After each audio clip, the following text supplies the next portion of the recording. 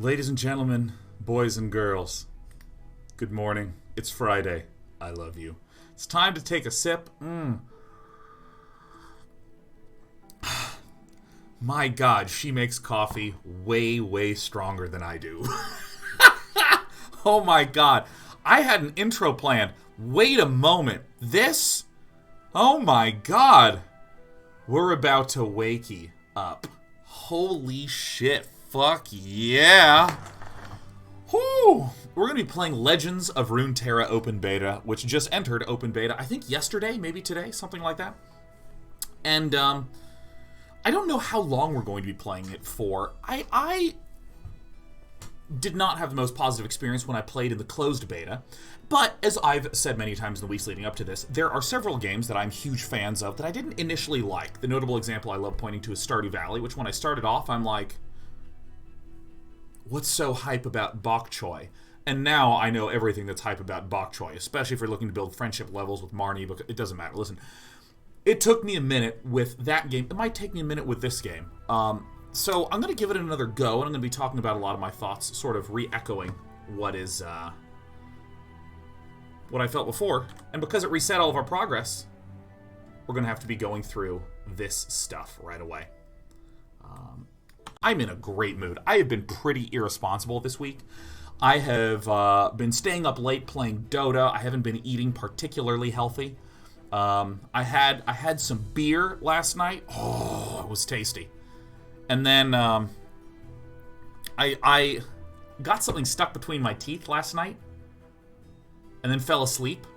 And then I woke up in the middle of the night with like a toothache, and I was like, oh my God. And I like flossed it out at like 3 in the morning, and I immediately felt my teeth just like, ugh. And I was just like, oh geez, so my sleep's been a little off, all that stuff.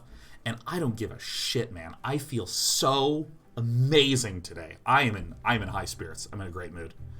And Ishblode says, I got on late. When's this DK30 thing starting? It's starting today, but feel free to delay it a little bit. In a month's time, we're going to be doing a review of everybody's project to investigate. Alright, let's hop in and play this game. We're playing Legends of Runeterra, which is the Riot card game. It's going to force me to play through the tutorial, which is going to be a nice, brief refresher. These are the cards in your hand. This is Garen, a champion. Falls to me to stop this blustering malefactor. So much polish in this. So much polish. A few people have been asking me a bit about what, because I haven't been super high on this game. I've been sort of like, not really feeling it as much. And I'm going to be happily speaking to some of that, as well as talking through my gameplay. There are a lot of small UI UX weirdnesses that are marginally grating to me. And each of them they're slowly adding up, slowly adding up. So for instance, when I play Garen is going to wind up in this blue area. But it can feel a little weird to drag to the blue area, and if I let go, it doesn't go there. I have to drag it all the way up. Not an extreme UI UX issue, but it's a small one that just you're kind of like, huh? And I know that some of the reasoning behind this is that it's very easy to accidentally misclick and drag something out, so they want you to drag it way up, way up. Units in play. When you play a unit, it goes here. Wait, who are you again? In Legends of Runeterra, you and your opponent go back and forth, taking turns each round. Yeah. Oh, that's right. It's back and forth, back and forth. You went first. You summon Garen. Your opponent passed. You act again. This is your Nexus, of course. There's the enemy Nexus. Drag the guy to fight.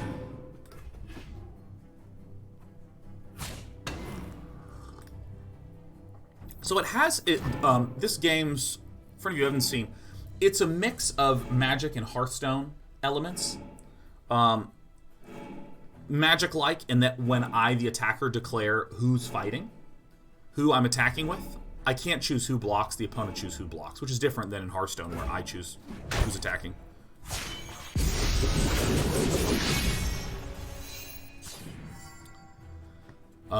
Garen struck a foe in battle, and so he leveled up, increasing his power and health. Aha! Another foe defeated. So here is another one of the UI UX weirdnesses that just never lose. it's not big, but it's small enough that I'm kind of what? Um, okay, so if I'm hovering over Garen, you see that I have this orange 6. You see that I have this red background for the 2. Hold on, I'm going to briefly mute because I want to talk and that end round thing is being very loud. I think the loudness of this end round thing is appropriate because it's a freaking tutorial. You know what I mean?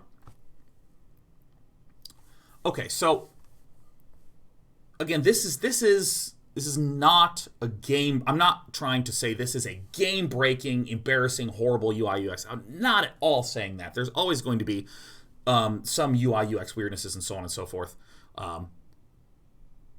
And there's even going to be UI elements that some people really like and some people really don't like. So this could be just me. This could be just me. But my whole goal is not to convey what I think is objectively the issue, but what I personally am finding. Because many people have been asking about my thoughts. In games, if I said, you need a color to represent health, what's the color going to be? The 2 most common colors are green and red that people choose. Like in Dark Souls, your health bar is red. In Zelda, your health is red. In games like StarCraft and Dota, your health is a green bar. It's represented with green. And so if you want to signify that something is health, often you'll use one of those 2 colors. And you don't have to, but again, if I said, what is the color? It's very commonly red, right? I think number 1 red, number 2 green, if I recall correctly. So background being red, you go, oh, okay, makes sense. What should the attack color be? Like again, if I ignore this game, if I just said what number should represent, what color should represent attack? It's not as strongly correlated as health. And I want to stress, there are a big idea in just design in general, not game design, just design, is that there's weird bullshit principles that people just have deep-seated in their brain, sometimes as a result of living in this society, sometimes as a result of just millions of years of evolution, that you just are constantly working with this preloaded brain. And you kind of have to acknowledge the fact that brains do come preloaded. So for instance, if I have a general machine and there are 2 buttons on, one button turns the machine on, one button turns the machine off. If one is black and one is white, people will intuitively press the white one to turn it on. Without being told, they'll just intuitively hit that. If there's a green button and a red button, and I say turn the machine on, people will intuitively hit the green button first. Now, it's not because this has been explained, but we have ideas of green light go, red light stop, green goodness, red bad, and there's some weird abstract bullshit process happening in the brain that will make you go, oh, the green probably turns it on. Now, if I said that here's 2 buttons and one is blue and one is purple, turn the machine on. Statistically speaking, if you poll a bunch of people which one turns the machine on, you will not have as polarized data as you would with a green-red button combo or a white-black button combo. There's just associations that are there. And therefore, when and again, this is not like a trick question where I'm like, aha, it actually was, the on button was red. I'm just saying, poll people and see which ones they intuitively hit first. See what they intuitively try first. And you will see consistency in that pattern. And it's the patterns, how human beings behave with their preloaded brains under no supervision and working with that preloaded brain is what design is, more or less. So that's why when I'm talking about this red, this redness here to represent health, it's just a very common thing that brains associate with. Partly because if you played a lot of games, you just see Zelda red, Dark Souls red, blah, blah, blah, blah, blah, blah, blah, blah. Attack does not have as concrete a history as a specific color to represent what attack is. So I can sort of understand the choice for orange. right? You say red is health and orange is attack. Okay. If they're choosing colors to represent the identity of the number, the orange background identifies this 6 as power. The red background identifies the 2 as health.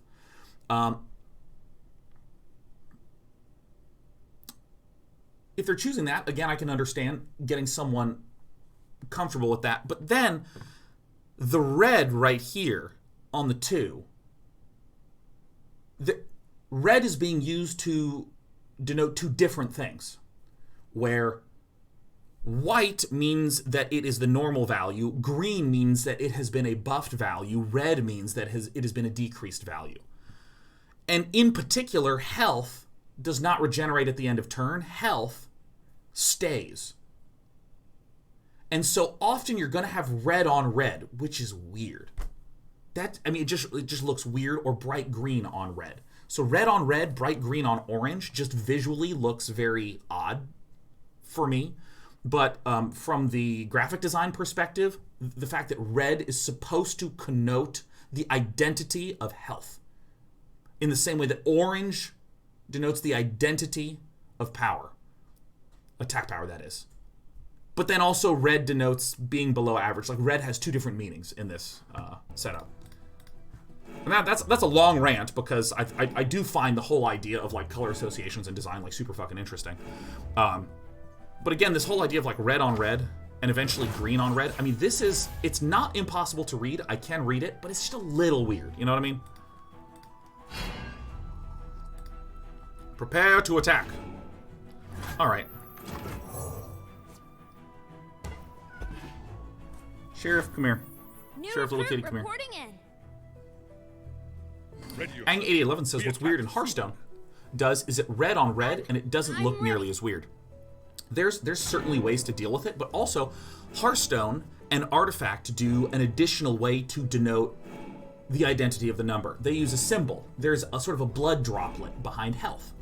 And that blood droplet is the primary visual indicator of that, or they have like the little sword and shield thing. So there's this symbol behind the number. So the symbol doesn't need to have as strongly saturated a color. Contemplative Sparrow says, I would super recommend not using the tutorials as a way to learn anything about the actual cards of the game. I've already played through the tutorial. I've already done a stream on this Contemplative Sparrow. They just reset, so I'm being forced to go through the tutorial again.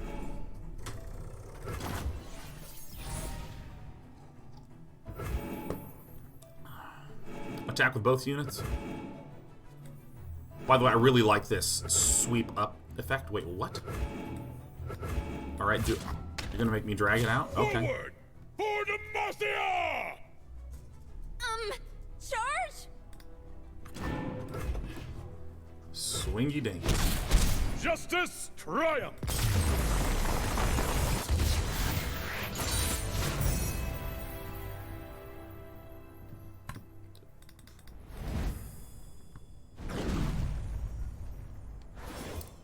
Alright, I received new cards. Yahoo!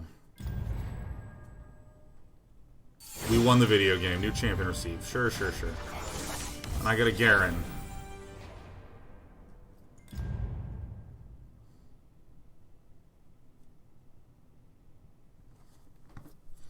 Alright, we're gonna keep going. La best défense.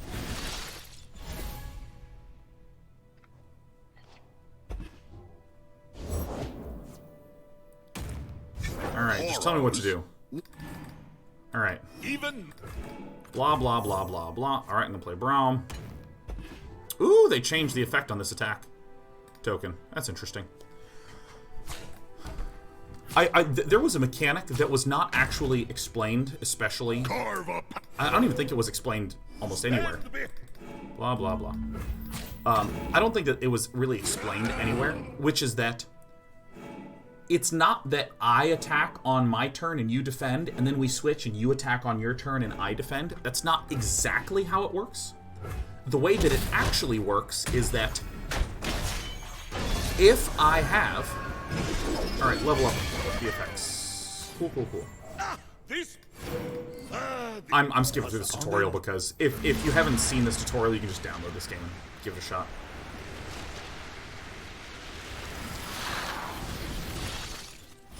The way that attacking actually works is that when you are on offense... No! Thank you! Quiet. Everyone be quiet. When you're on offense, you receive this attack token for free. And when you have the attack token, you are allowed to declare an attack. So if I declare an attack, my opponent's block, and then it ends, if there is a card that says ready your attack, you can cast that card and then you get another attack token and you can do it again. Or similarly, if I'm on defense, I don't have an attack token, and if I play something that says ready your attack, I now can attack even though I'm on defense, which I think is actually a pretty interesting thingy. Oh, they added a keyword to it? Interesting. Oh, very strong. The fighting. So there's been some small UI UX changes. UI UX is something that can almost always be continually changed and updated and improved. You know, Heroes of the Storm just has constant, like for years, every time I would log on, they would have updated and tuned and tweaked the UI. It was like super impressive.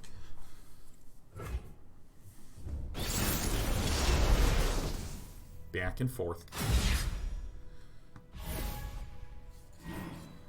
Mana.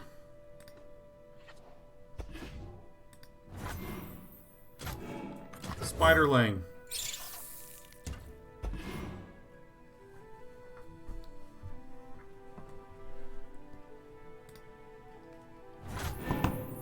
All right, end round.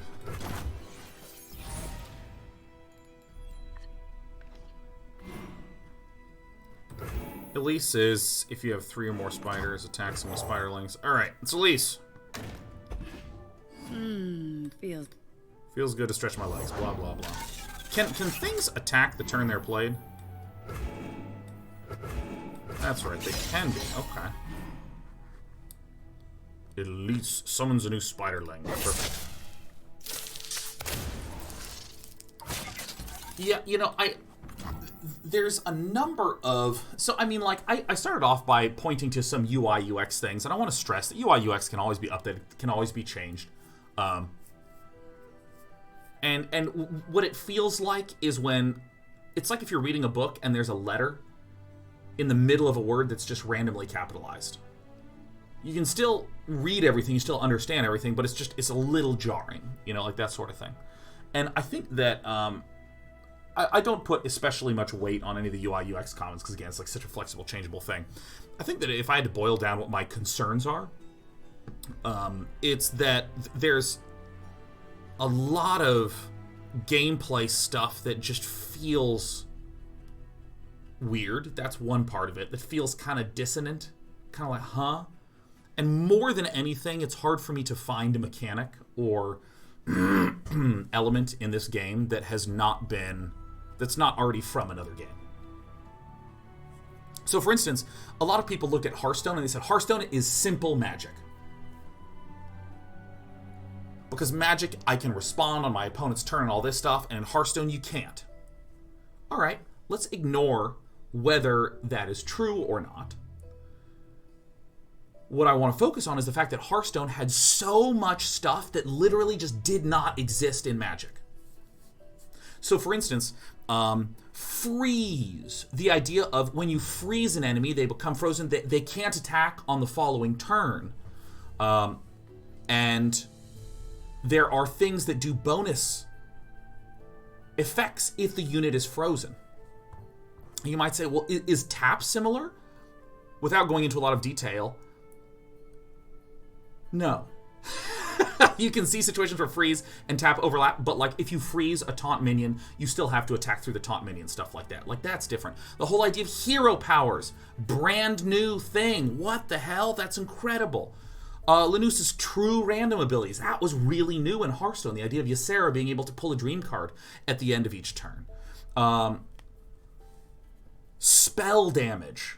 Completely sort of new idea. The idea of your hero equipping a weapon and attacking. Whoa. There are Divine Shield. The more I talk, the more I'm going to be able to say, look at this stuff that Hearthstone did that Magic just did not have. Now, obviously, Magic is a game that has the flexibility to make almost any mechanic exist, certainly. But I'm just talking about from a basic, oh, I played Magic, I like that. Let me sit down, let me play Hearthstone. Wow, there's different, new, crazy, interesting experiences. Whoa. like, we have a declare attackers, declare blockers. This feels very similar to Magic. There's persistent health and persistent damage. Feels similar to Hearthstone. There's a lot of things.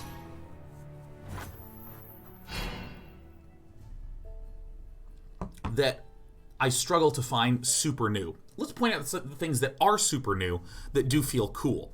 This, you have vestigial mana that lingers, is kind of interesting. It's not a mind-blowing new thing, because mana and the amount of the ability to spend mana on differing turns is, you know, explored in various ways. And this is kind of an interesting new way. In case you didn't know, any unspent mana is stored and saved, so you can let it carry over. And you can carry over up to 3 mana on each turn. So that's kind of interesting. The idea of the attack token is kind of new, but it's not like fully crazy, like, whoa, that's nuts. Hero cards, fully crazy new, holy shit, this is awesome. Like heroes that upgrade, leveling up champions, and the fact that if you draw a duplicate hero, if I play the hero, the duplicate card transforms into a spell, so I don't have the dead card problem in hand. Oh, it's super cool. Play your house spider.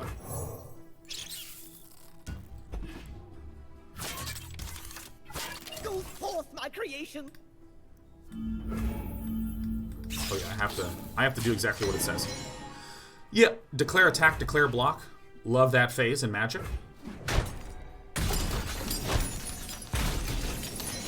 Carryover health, something that you really only can do efficiently in a digital card game. And by this I mean, I heard stories of someone who tried to do Hearthstone as a board game, where they like recreated stuff and they tried to play it, and they said that it was fucking horrible. Fucking horrible. Because it was so hard to track every little amount of damage. Oh my god. Yeah, digital helps a lot. Play your spiderling. Just you wait. I have a new iteration to test. And again, I'm not saying literally. I'm saying that digital really helps you do it comfortably. You know, and you know, because I'm obsessed with organization. Let me just point out what I think are the 4 categories of things that wind up constantly hitting at me. There's 3 categories that are the constantly jar me. UI UX weirdness, such as red on red health. Issues with resonance, which I'll come back to in a sec. And then some weird dissonant design things.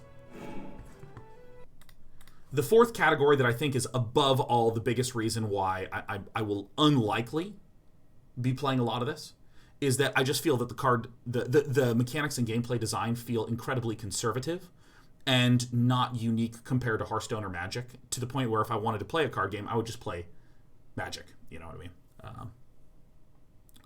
But when I say resonance, I talked about this a lot, that if you like the Zerg in StarCraft, as I do, I'm looking at these spiderlings and I'm like, oh shit, it's like the swarm. It's like a swarm of little things overrunning.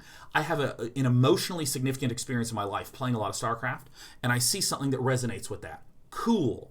If you play any League of Legends, you'll go, oh my god, it's Elise. Yeah, oh shit, that's fucking tight. I don't play League of Legends.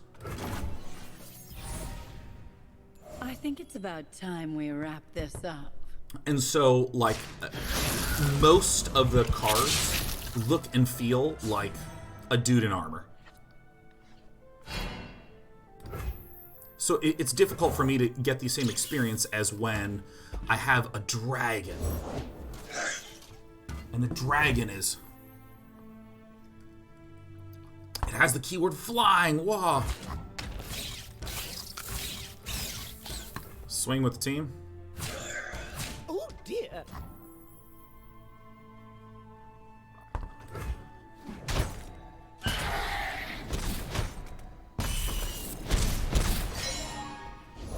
Elise is dead.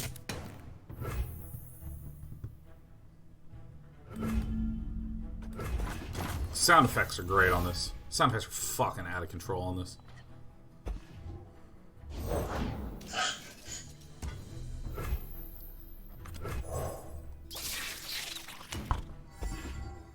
I hypothesize How do I wish to block?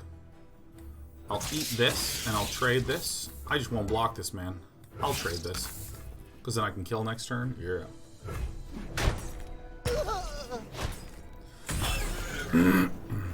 So again, I want to stress that the idea behind Resonance is not take the League of Legends IP and make it better. Totally not what I'm saying. Think of Resonance as an entry point, and then the rich world and lore as like a sticking thing that makes me really excited. If I started playing League of Legends, I then am starting to get the world, I'm starting to get what's going on. And so it allows it to be a point of resonance, allows it to be a thing for me to enter into this game and go, oh, cool, and then learn more about the lore and the cards and the IP and all this shit. Similarly, if you had a bunch of dragons in this game, I'd be like, oh, fuck yeah, dragons! Because I just think dragons are awesome. And it would make me want to play with the dragons, because playing with dragons are sweet. Fuck yeah. And then, after those points of resonance help me sort of get in there, then maybe I can start to learn more about the lore and the world, and then that world and lore and IP can also start to become resonant for me as well. Or I love token generation because I've played StarCraft my whole life. I love things that feel like barracks that are pumping stuff out. That's why I'm always trying to make fucking Outlaws Merriment work in Magic. Pass.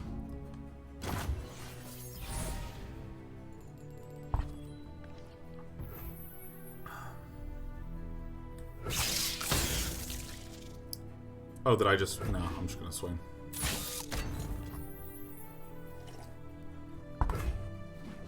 That wasn't so bad now, was it?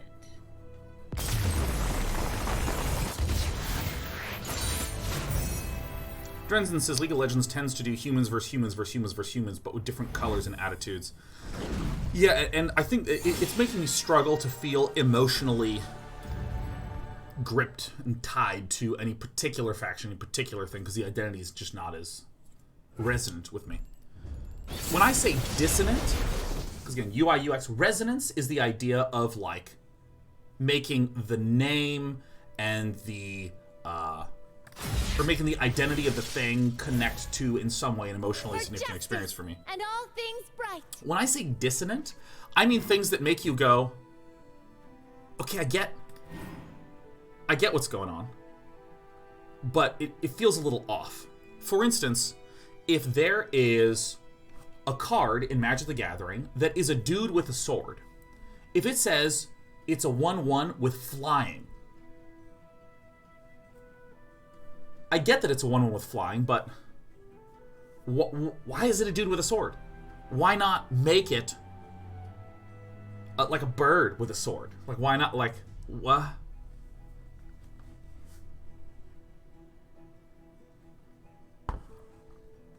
Cameron Varg says, MTG has a similar problem on a smaller level. Almost all the planeswalkers in game are humans, and they've just basically killed off 2 of their dragon planeswalkers. Why? I will say Magic does not have a similar problem, because there are huge numbers of resonant components to Magic. Huge numbers that are richly, strongly represented in all sorts of different ways. This can sometimes be achieved visually. This can sometimes be achieved mechanically. That's why I was bringing up the token generation thing. If I saw a planeswalker that said, you know, +1, generate a bunch of +1/+1 tokens. Or a bunch of +1/+1 tokens. Create a bunch of 1/1 tokens. I'd be like, oh.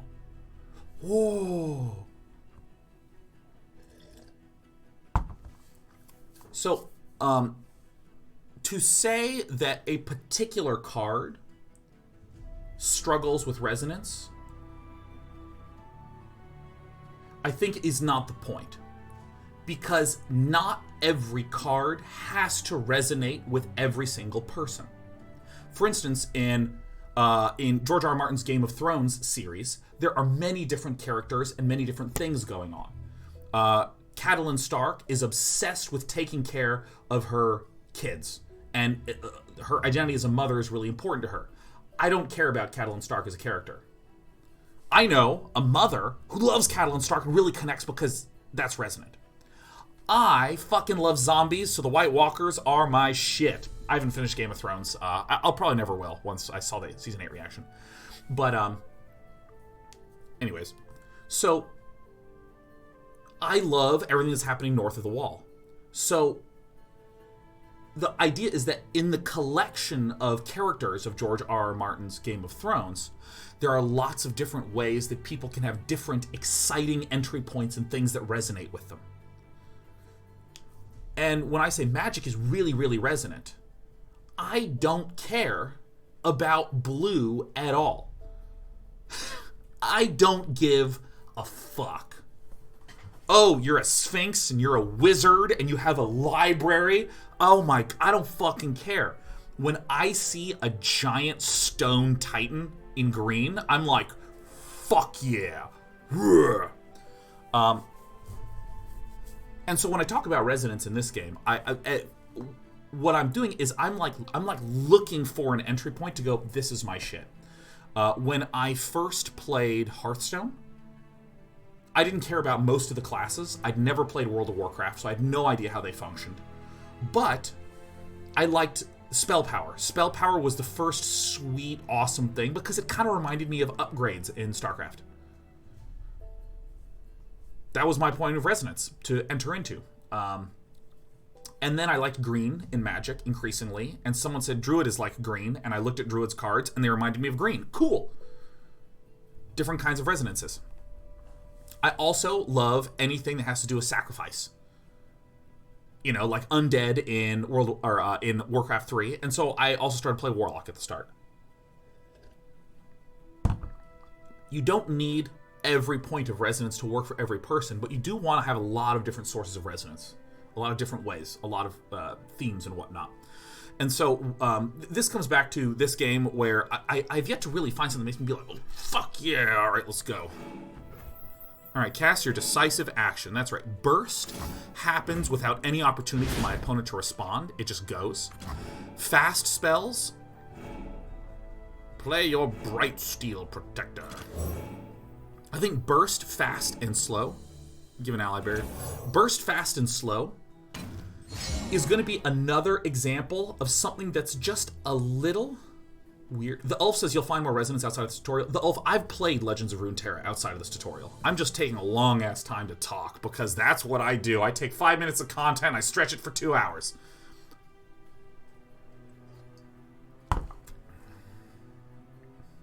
I know I watched that last time too. Yeah, I didn't feel it. Didn't feel it last time. Burst, fast, and slow. Sometimes it's okay to use a hammer. Sometimes it's okay to just call a thing fast and call a thing slow. I don't have any fundamental issue with that. Time for this candle to flicker out. We'll see. Get me out of here. Attack with everything. Who gives a damn?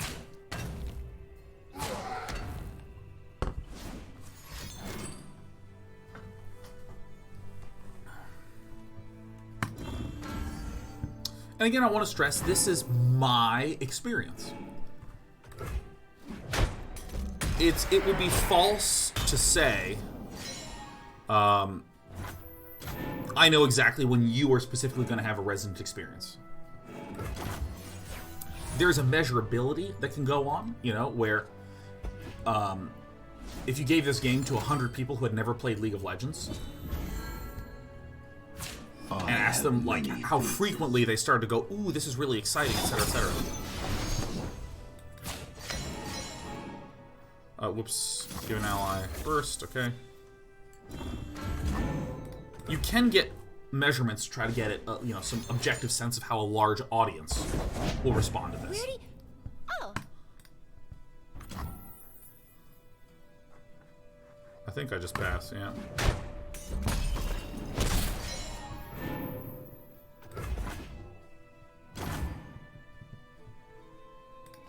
Spell mana, blah, blah, blah. Let's light him up. Use your final spell, final mark. Deal 6 damage, and it's a burst spell.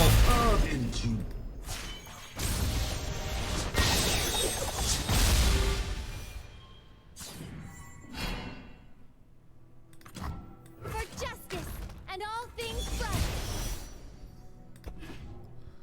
going to get to this. I don't know how the wild card system works. I'm going to investigate that in a little bit.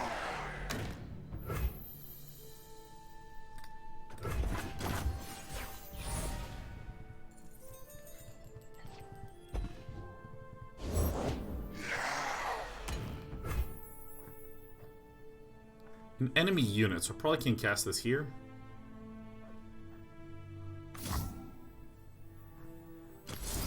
So I can't shoot this. Alright, got it.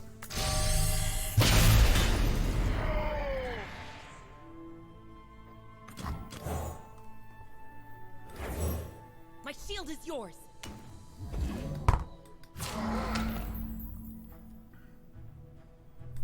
No closer. Never back down from what you believe. Okay.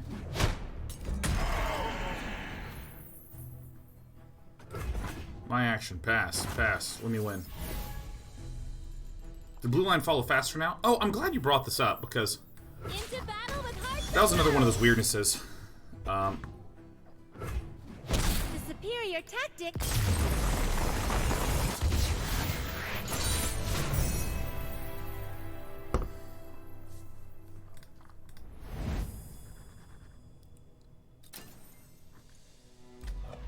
Alright, new deck, rare wild card, core bundle, epic bundle, all sorts of bundles, bundles, bundles, bundles. And again, what do these mean? Is 1 out of 11 progress measured as 9% complete? The fact that this is far away from this, again, this is what I mean by like UI weirdness, like this and this, if these are inherently connected, the fact that one's here and one's here, separated by a big thing called prologue, just visually, it tends to make me be like, okay, these are different.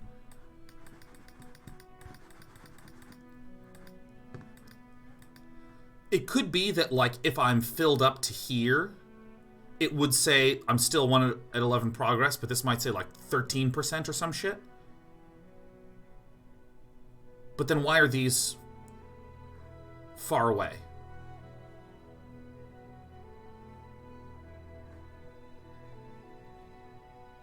Okay.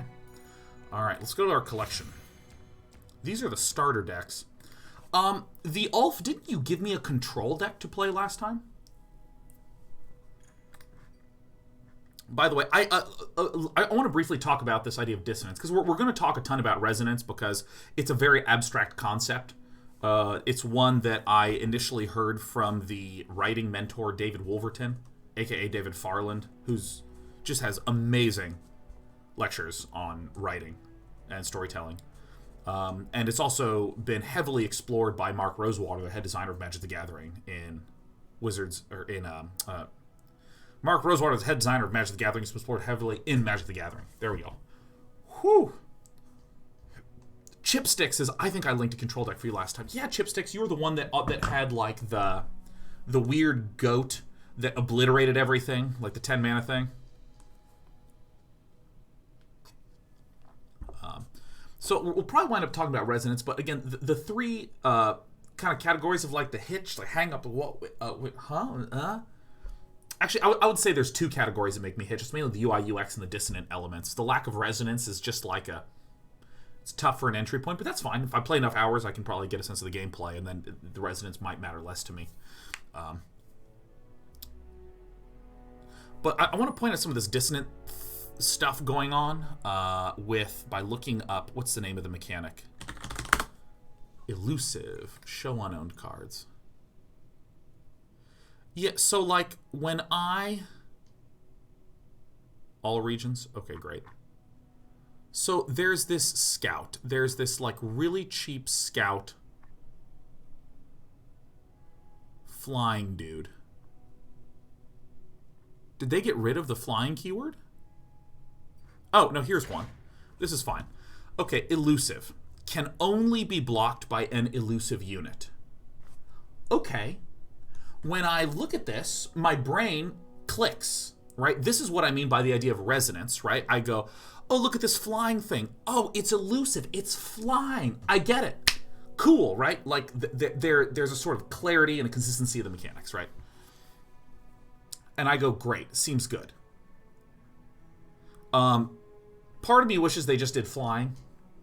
But, you know, whatever. This is... I'm describing the initial experience I had. I went, oh, okay, cool, right. And then we have a silent Shadow Seer, who I believe is sort of like a stealth assassin that also has elusive. Or here's literally a shadow assassin that has elusive. And so I'm like, wait a minute. So this shadow assassin that I assume is elusive because it has some sort of evasive effect. You know, this could be like, I think stealth is the keyword in Magic. Or unblockable in Magic, something like this. But this being elusive, okay, so this can be blocked by a Windfarer Hatchling? There's something about it that I'm kind of like, huh? If all the ninjas were elusive, I'd go, got it. If you work and strike in the shadows, you can only fight against other people that work and strike in the shadows. It's not that I don't understand what elusive means in this game. It's that it's just like, it feels like it is about stealthy, sneaky assassininess in some places, and then it's about flying, amateur aeronaut, Windfarer Hatchling, Silverwing Scout. It's about flying in some places. Again, it's not that I don't understand. It's like reading a book where there is a random letter capitalized in the middle of a word. It just makes me stop and go, what? Centaur says, I think they're trying to combine evasion into one keyword. Which, to your point, doesn't do them any favors in the resonance department. Well, I mean, like, if you choose this word elusive, just don't make flying things. Don't make things that fly and say, well, those are elusive too. Just cut all the flyers out. Or very sparingly and very carefully labels various things as flying. You can have a game with no flying. Hearthstone does not have flying, for instance. And it has dragons and shit. And everyone goes, oh, okay.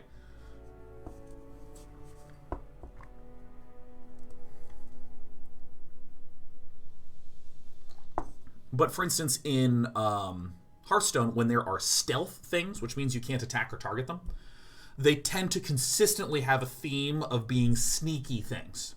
There's not some big giant flying thing like, whoa.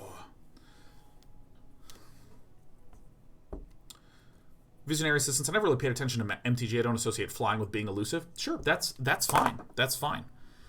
But if you are someone who has never played Magic, and you look at this Shadow Assassin, and it says elusive, you go, oh, it can't be blocked because it's a Shadow Assassin. It's working in the shadows. And then you just see a random flying giant hatchling. And it starts to...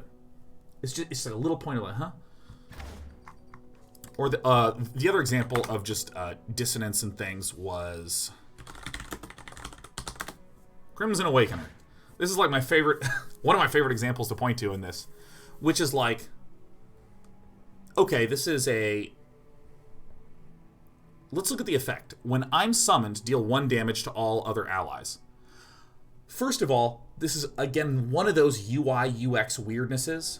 What first person feels so funny to me, man. First person feels like a dating profile. Feels like one of those 80s dating video tapes, you know, like seriously, look these up. Look up 80s dating montage video.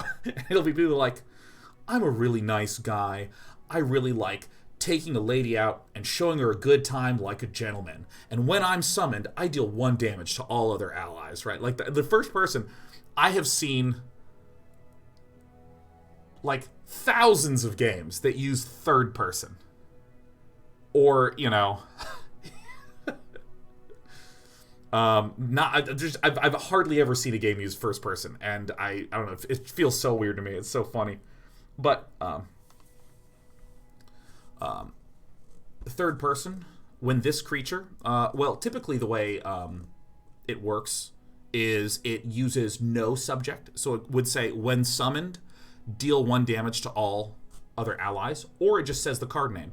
When Crimson Awakener enters the battlefield, deal 1 damage to all other allies.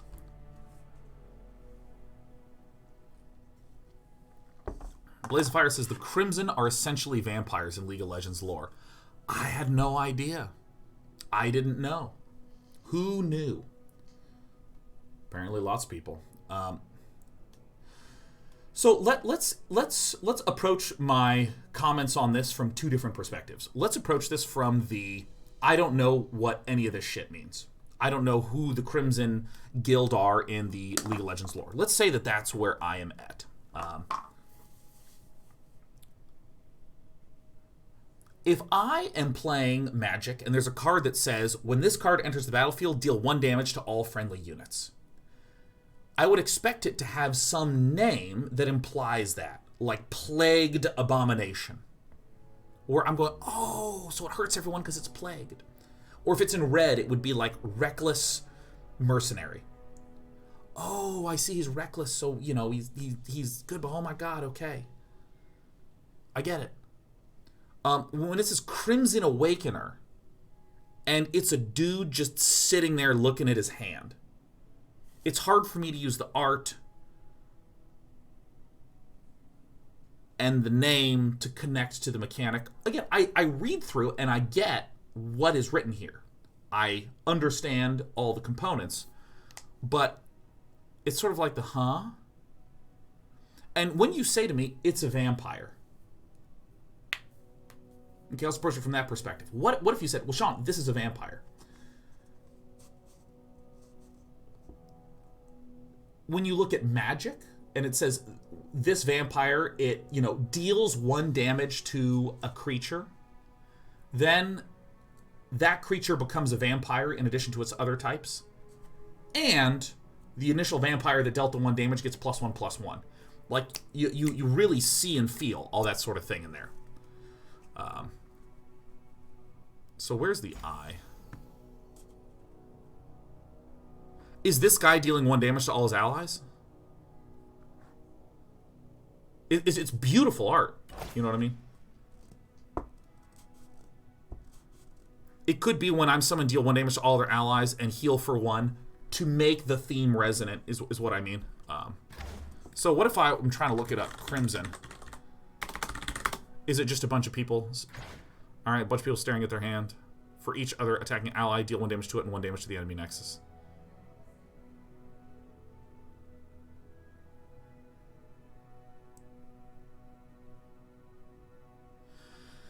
It feels almost there, you know what I mean? It feels almost there. Let me come back to this. Let me look at all these. Deal 1 damage to an ally and granted +2/+0. When I survive damage, deal 2 damage to the enemy nexus. When I survive damage, create a random crimson unit in your hand. When I'm summoned, deal 1 damage to all their allies. None of these feel like vampires, except Vladimir feels a little bit like vampires. The reason I say that Vladimir feels a little bit like vampires, Psystar says it's blood magic. Okay, again, all of my comments are based upon someone in chat saying to me, Crimson are vampires. And I went, oh, okay. So people are saying blood magic. Okay. Okay. My bad. Because again, I don't know anything about the League of Legends lore.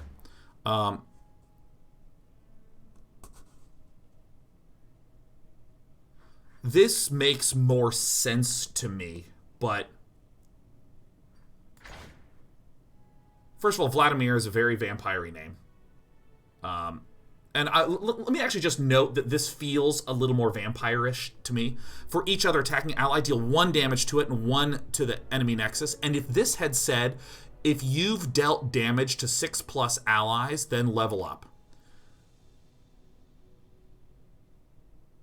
And then this regenerates at the end of the turn.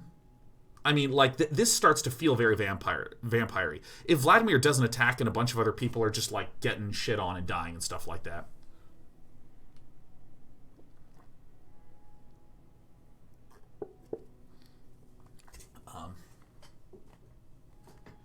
Okay, so why am I, what the fuck am I doing, huh? What the fuck am I doing? Why am I looking at these things?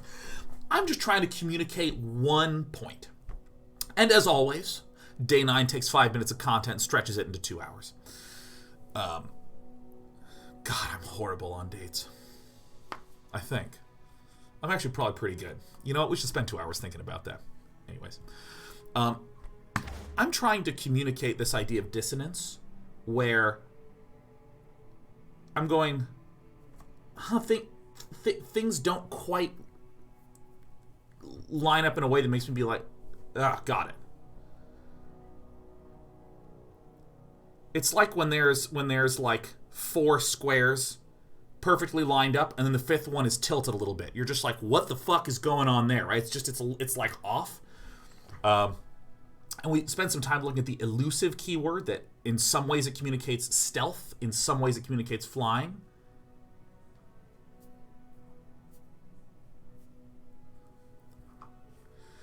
When I look at Crimson, when I'm summoned, deal 1 damage to all of their allies. Crimson Awakener, like it's just I don't quite get. Okay, whatever. It doesn't fucking matter. All right, let's.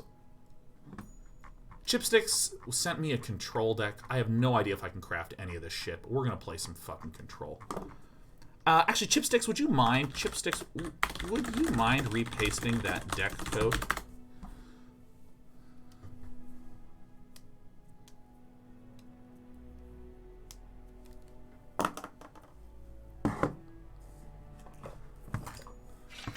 Give me a reward. Copy. Stealth and cunning. Fine, fine, fine. But wait, there's more. Continue playing and get shit. You got it.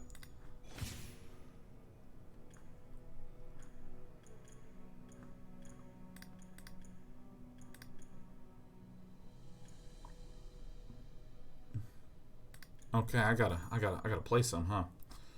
All right. Collection. Import deck. Chipsticks. Control. Let me capitalize your name like a proper boy.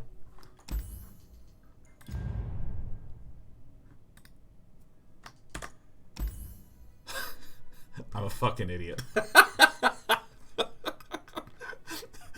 says enter code, and I'm like, Chipsticks is a cool guy. It's like that's not a deck code. Okay, let's fucking name this. Let's name this thing. Edit the deck, damn it. Let me name it. Let me give it a name. Chipsticks Control. Ah, yes. Ah, Omen Hawk. Yeah, by the way, here's another example of dissonance.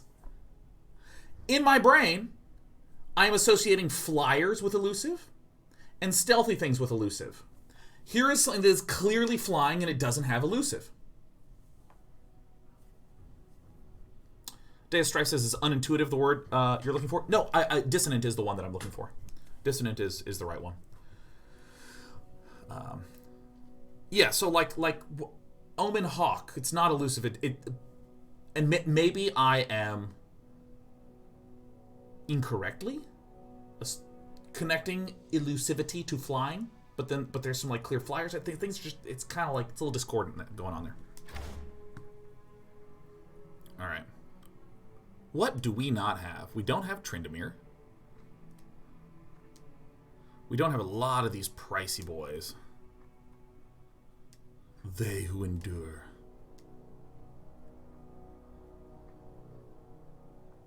Wasn't there that 9 mana huge mama? Whatever her name is. Alright, let's... Is there a craft? Oh, here's everything. Holy crap. Oh, wait, no, it's over here. I'm sorry. I'm an idiot. I'm looking at the other side. I'm sorry. My brain is... Brain's totally non-functional, man. How do we do the crafting? How do we craft? Because I assume the red means that I do not own them.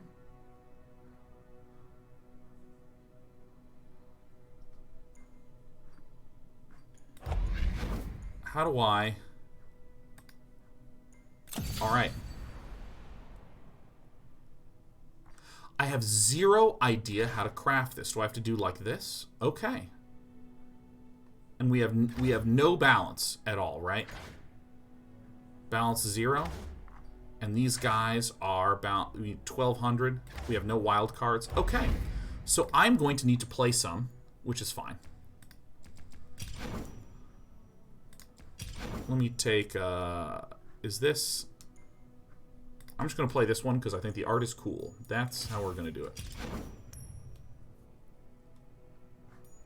Ranked? Are you kidding me? Fuck yeah. Always play everything ranked.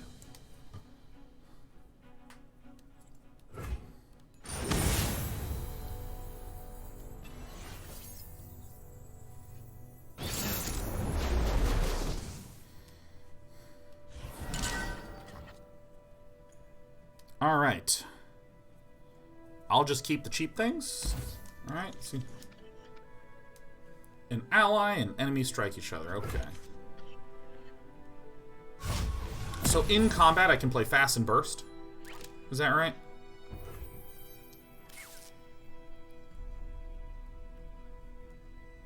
I've seen you cast 6+ mana of spells. I'll write my own story. Omen Hawk.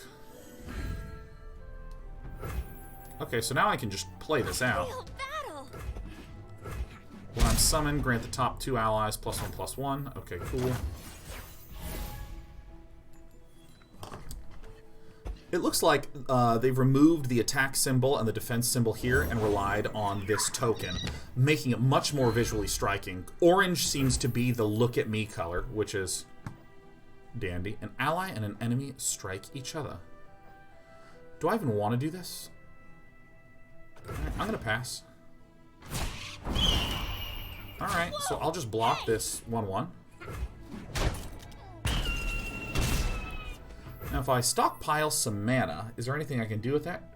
Grant a damaged ally +3/+3. That actually seems like pretty nifty thrifty. I'm just going to go ahead and pass it.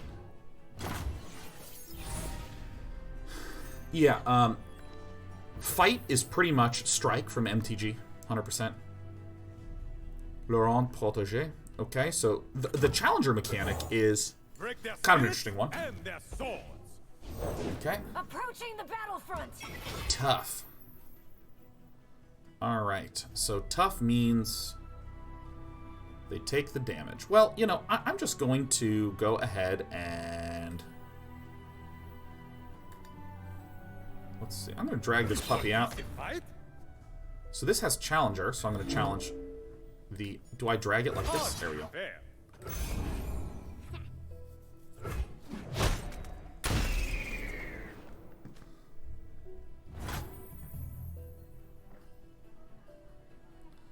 And keep storing that mana. Storing a mana, I think, adds some really interesting texture. One of the things that Eric Dodds, one of the initial designers, and actually the initial director of Magic the Gathering, or not Magic the Gathering, Hearthstone, was saying that they had a real issue early in Hearthstone because your mana happens automatically, as it does in this game. Players just had 1 3-mana card, so they just had the one choice. And that was one of the motivations to add hero powers.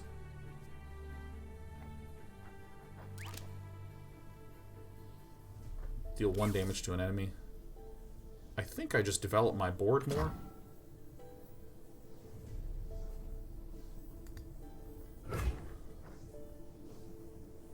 Do I want to give an ally +3/+3?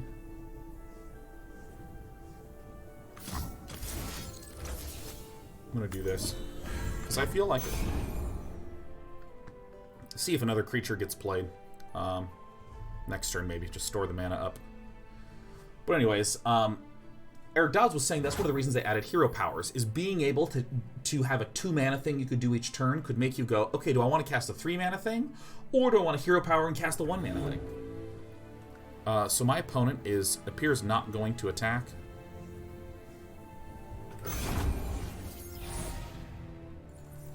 Because I gave my dude +5/+5. Wait, was that a burst card? That was a burst card. That's my bad. Okay. So, how do I want to do this? Ally and an enemy strike each other. When I'm summoned, create a 4 Demacia in hand. And 4 Demacia is a give allies +3/+3 this round. Oh, that seems acceptable. I know, I'm being a slowpoke. Forgive me.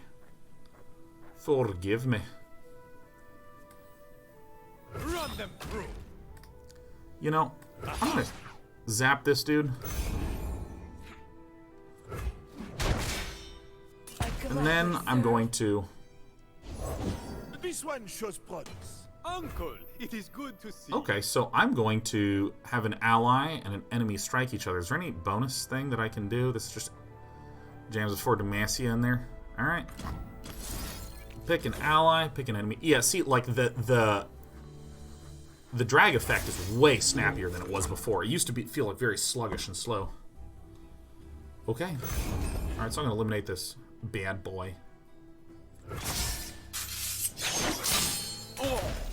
I have no idea how many allies have died, so... Oh, one. Actually here. It's one. It's one. Alright. For Demacia. A Demacian soldier is worth tenfold. Ah! Turn clocks are short in this game. Well, yeah, you only have one decision that you're making, so I think it's very sensible. Avarosan. Fresh tracks. Hearthguard. Okay. Can't afford to miss. What So could my have opponent played been? this, so I can then just zap this fuck.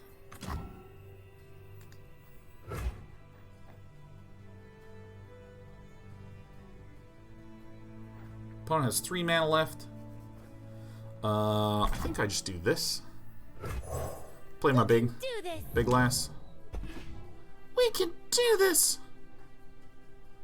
I mean, what I can then do is, with the 3 mana here and the 7 mana, I can play the Avarice and Marksman, and then for Demacia.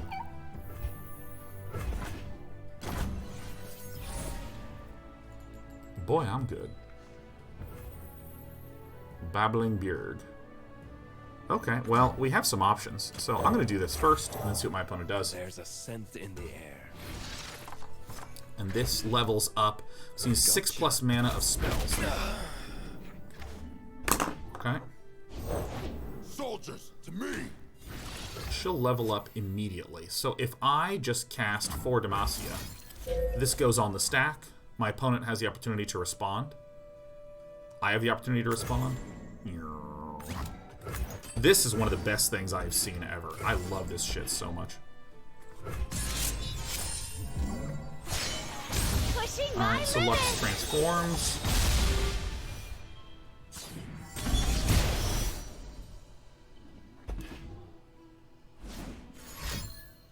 Deal 4 damage to an enemy unit, and this is slow. This Stand is... strong. Something happened while I was reading. It looks like my opponent has also cast a For Demacia.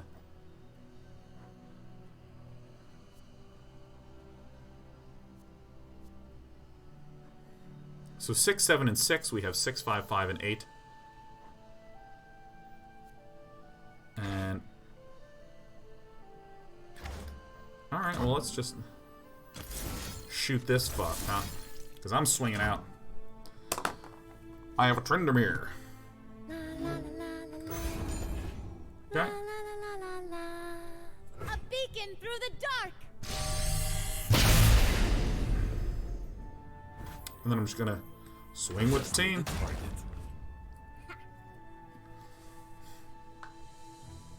I protect my It's own. worth it to see how we trade before using the card. Because this... I won't back down. I could have misunderstood this. Deal 4 damage. Hunted down. Alright, I'm having trouble checking anything in there.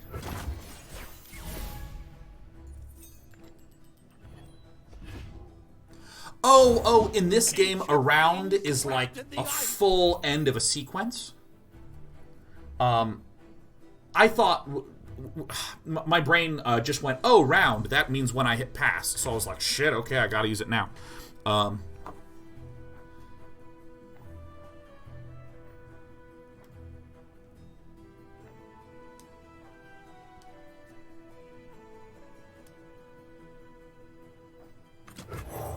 Who would face It me? appears that I'm going to win. Yeah, round is when it switches from, like, they have an attack token to I have an attack token. Or formerly when it had the sword and shield and they flip over rude. Take an action. Okay. I think I end the round. This is going to be nice for when I intend to swing out.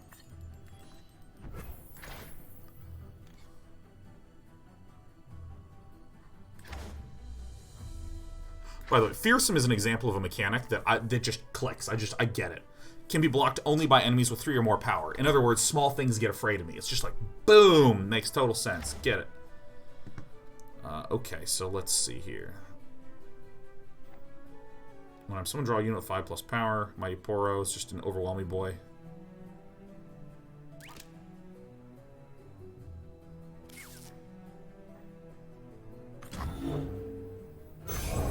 Alright, I'm gonna play this.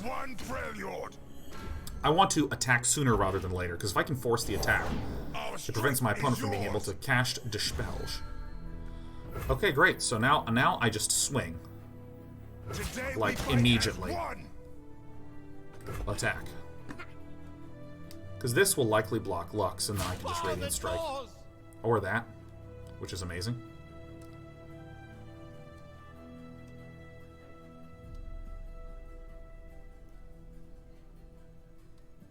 Does damage reset, or your guys is it permanent? It's permanent. It's good old permanent Dimaggio.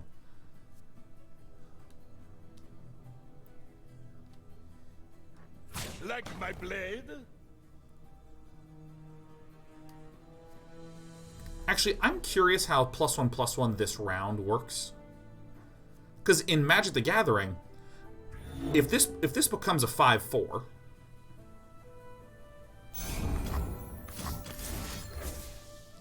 then this would live with 1 additional toughness.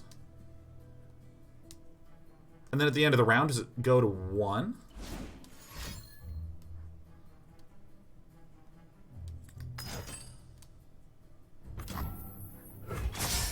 An ally and an enemy strike each other? You got it, man. Perfect.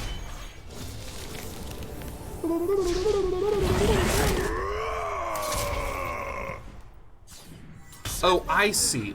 Okay, so my understanding then is that this is 5 out of 5 total. If something gets +1/+1, this would be 6 out of 6 total. And then if I lost 3 health, I'd be at 3 out of 6 total. And then if at the end of the round I lost this max, then I'd, instead of having 3 out of 6, I'd have 3 out of 5. I think that I am correct. It was right on my tail. I'm fucking smart. Alpha dog.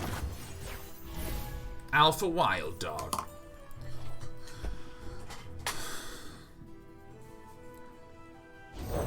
Who does not know the name Laurent? Who does not know the name Laurent? That's my alpha dog. Alright, I'm just gonna summon lots of little dudes. Harry, reportage. Fair. Great. It'll die. This will make They Who Endure larger. They'll come for you. So I've played a bunch of dudes, and then this has the highest probability of being significant. Is Overwhelm Trample? Yes. Fully heal an ally, and then double its power and health. Whoa, that's like amazing. Alright, show me what I got. What just happened? Why did these things get some sort of barrier? Well, this is like literally the best possible draw. Discipline and steel.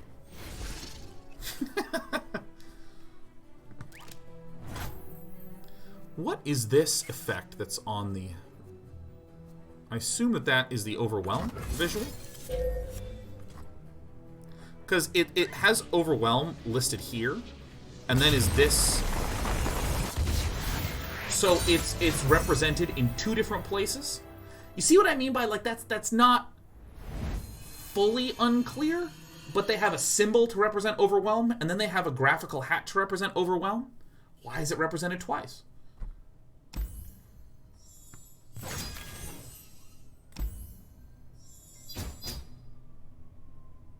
Show me what I got.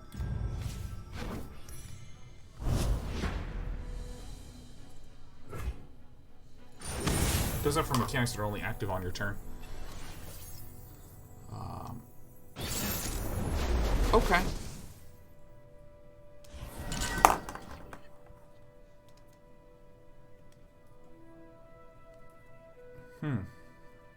Okay.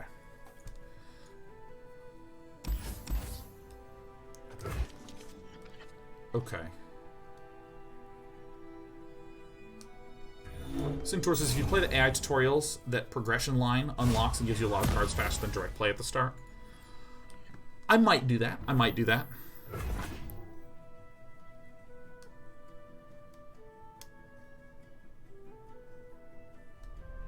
Flower Biscuit says think about the trample shockwave or the flying floatiness in MTGA. I'd have to look again. I'd have to look again. Because again, like, in the end, I get it, right? But what happens is I see it at first and I'm like, wait, what's this? New recruit reporting in. It just like makes me a little conflustered. When you summon another ally, grant me challenger. Birdman.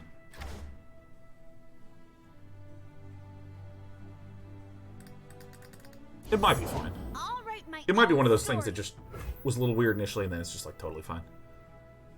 What is this? An ally and an enemy strike each other. Alright, so my opponent is playing a lot of cheapo depots, so I'm just gonna chill for a quick minute. A real battle. Dude, I like sincerely don't give a damn. Let's fight. What could have been? Yeah, Centaur, we played through all the tutorials last time, so even though I might get cards, I don't know if it's going to be that interesting to me. You know what I mean? Alright, deal 1 damage to a dude. This dude. Hear that? Die.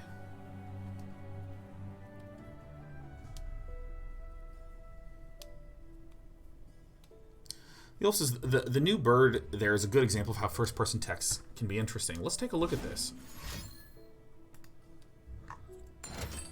When you summon another ally, grant me challenger.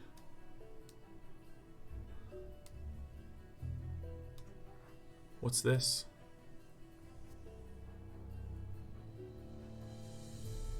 Okay, so this is a fight effect. So if I single combat this and this, then my thing that was going to die anyways kills the enemies 2/2. Gotcha. And then the deal 1 damage effect also happens, killing that. So we came out ahead on that.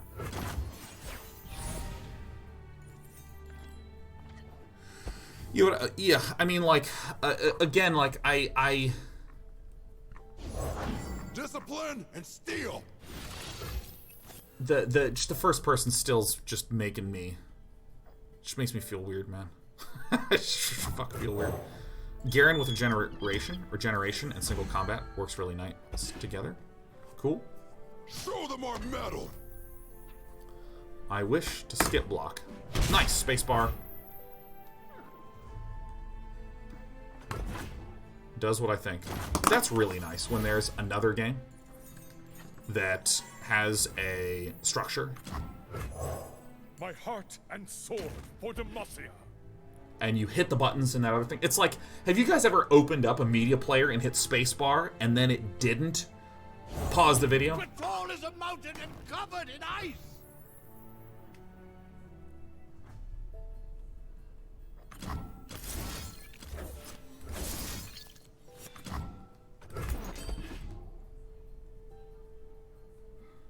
Yeah, I mean, that's the worst. So I love it. I hit spacebar, boom, passes right through.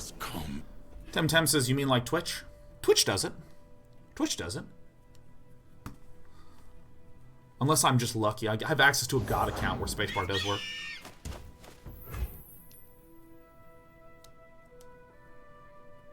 I'm going to pass my attack because this puppy's going to be alright. Just scrolls down the page for me. Huh. Oh my god, it's Maynard. Maynard says, Sean Dana, how the hell are you, you goddamn power hot streamer? Let me tell you, I have been an absolute chunky prince this week, man. Absolute chunky prince all day. And it has felt good. Let me tell you, I went out last night and I purchased a Goose Island Bourbon County Stout. Specifically to drink after I finish the stream today, man. Whew. Goose Island Bourbon County Stout is just... tribes under one banner. It's so fucking good, man. When I'm summoned, draw a unit with 5+ power. Alright. Teeth big as tombstones. Alpha Dog. Goose Island's always amazing. Man, it's fucking like crazy good. Our banner will lead the way. Okay. So my opponent's just looking to hurt me. Just looking to apply the pain.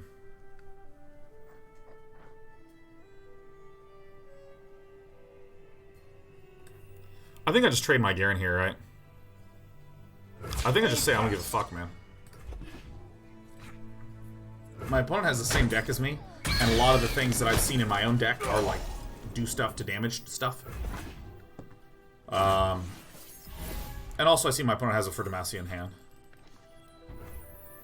I don't play League, I don't value my fucking heroes, man.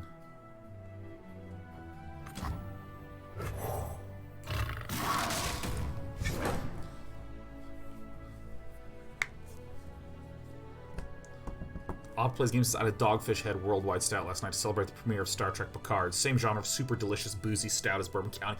Damn. Dude, I actually just did not drink for a long time. And then I drank again. And let me tell you, like my poor little Champlain body. My poor little Champlain body had the struggle, man. Yeah. And I deal the 1 damage to you. Can I just say this bright green on the orange and the red, it just hurts my eyeballs. How can Brom help? Here comes Brom, here comes Speed Racer. To the field! This gives my opportunity the chance, or give my opponent the opportunity to attack before, like right now, without doing any sort of big powerful effect that could threaten my Alpha Wildclaw. I don't know if there are any big effects, but I'm just thinking about this.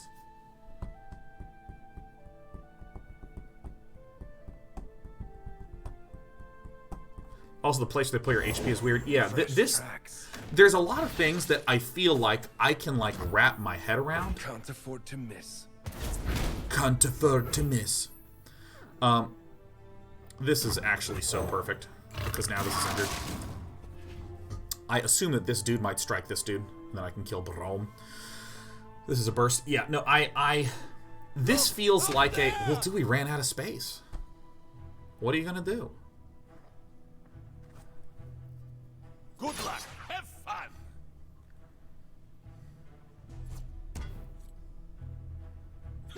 This is fun, yes? Called it. Okay, so we are going to block this, trade this, make this huge.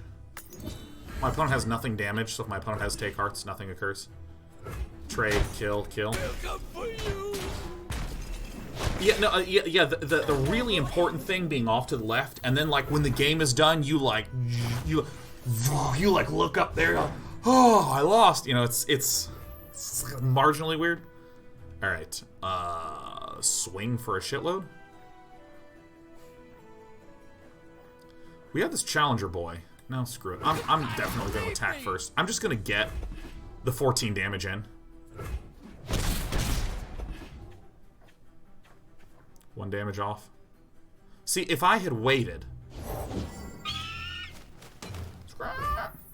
I would worry that my opponent would play some huge thing. Lethal? How is it lethal? Because you do +3/+3 and +1/+1.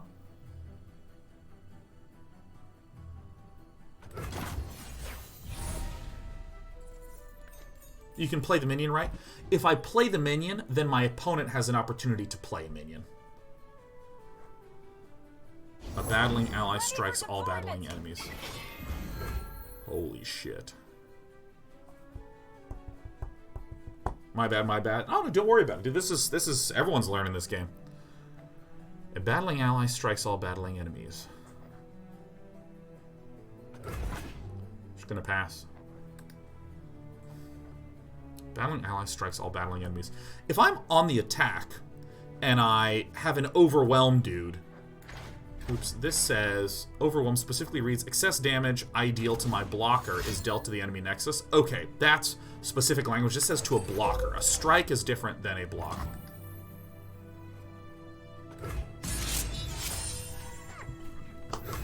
So I assume that if I am attacking, this just strikes all battling enemies. So I will not... But my question was, if I swung with the alpha cat and there was like 10 or 5 enemy creatures, if I cast Judgment on the alpha wildcat, would it trample through with the overwhelm damage? And I believe the answer is no, because this says strike. This says strike all battling enemies, which is a different statement than block.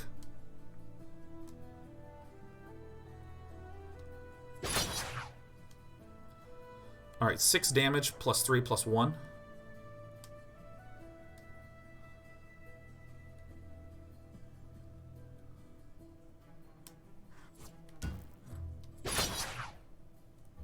Great.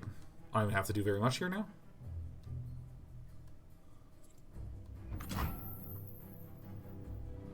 Alright, a battling ally strikes all battling enemies.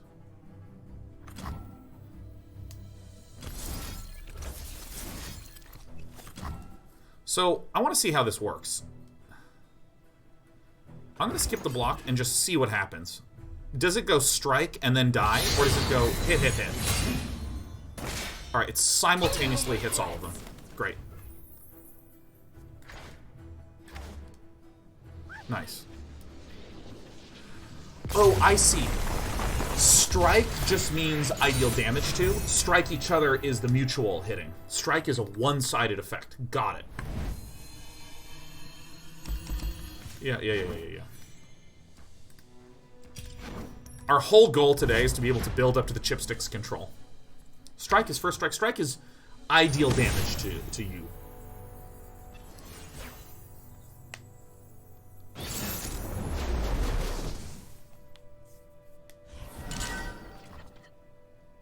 Oh, that's interesting. It shows the heroes that are in the deck. Fascinating. Super, super fascinating. So, one of the things that... Boink. One of the things that I think is essential in any game with strategy. I think this is essential in any game with strategy. In many situations, if I give you complete information, you see everything that's going on, it reduces the amount of interesting complexity because there's no surprise. This can happen. I'm not saying this always happens, because obviously chess and Go are examples of complete information games with depth. But, like, in a card game, if I saw all the cards and I got to look through the entire deck and I saw the opponent's hand and I saw the order of their draws... What do you call that technique? Then that would be too much information. It would just make things like, oh, well, obviously you do this and then I do this, so you just win. If there's no information at all, like I think a lot of people struggle with this when they're new StarCraft players. If there's no information frickin' at all, it can just be... It can just feel fucking random. Like, I don't see anything. It's like that nice in-between where there's some information that feels really nice. Now, in Hearthstone, I see the class of my opponent, so I immediately know the collection of cards that they have access to. If I am playing Magic, I immediately see the land that they're playing, and that hints to me what they have access to. In this game, when I see mana, there's no... I mean, there's just no indication as to what classes or things they're playing. I actually have no idea what cards are allowed to or are not allowed to be in a deck. Do you have to have cards that match your hero cards? Do you have to have heroes? Oh, you can actually see this right here. You can actually see the classes of cards that are there. You can only have 2 factions. Up to 2 factions. Okay. Yeah, and the fact that they show the heroes, again, is like a little bit more information that I think is really interesting. At least, I think that that's what was being shown at the start. And... attack.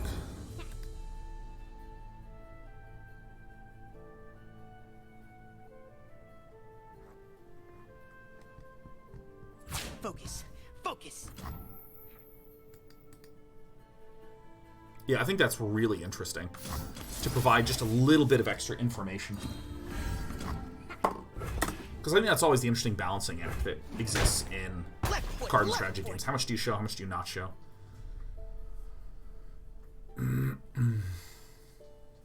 Alright, what's it going to be? Azendragon 92. I assume I'm actually playing as a literal Asian dragon. Taking a long time to turn because he's a raptor claws trying to manipulate the mouse. When you summon an ally, give me +1/+0 this round. Flipsy dipsy do. Hi, I'm Brown. I like to smack things. Juicy Lucy.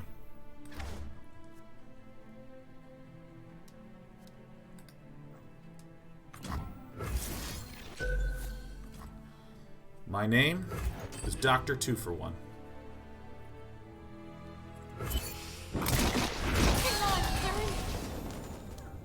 Beautiful art, man. Beautiful art. Beautiful polish. Beautiful. What happens when Brown gets upgraded? When I survive damage, summon a Mighty Poro. I mean, I guess. Rome is on the job. I mean, I tend to be someone that just favors dealing damage. So part of me wants to play as Battling Bjerg. First we fight. Bring it on. Fuck.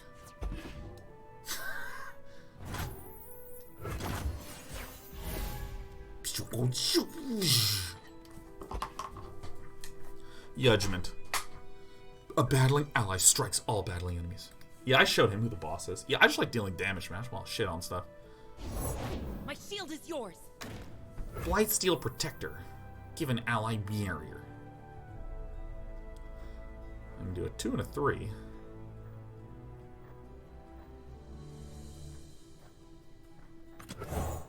Who does not know the name Laurent?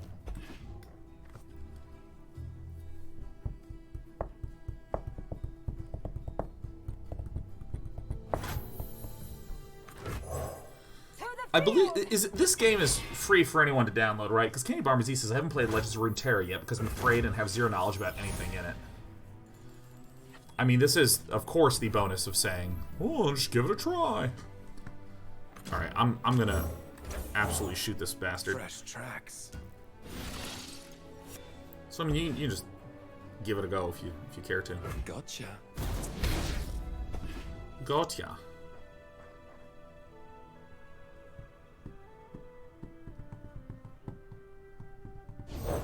You'll thank me later. Opinion on the game so far? I would give it a 3 out of 10. What is this doing? Shh.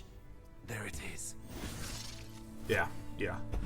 Specifically, well, I mean, I'm gonna state this evaluation in 2 halves. Give 2 allies +3/+3 this round. Can't Okay, afford cool. to miss. This is fine.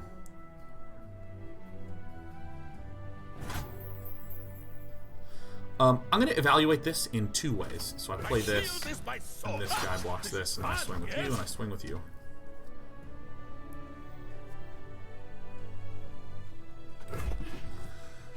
If I were seeing this in development, and there was no release or anything like that, I would give this like an 8 or 9 out of 10. I think there's a lot of really cool ideas. I think that there is a ton of great stuff that can be built upon this. This makes me excited. It feels like there's potential.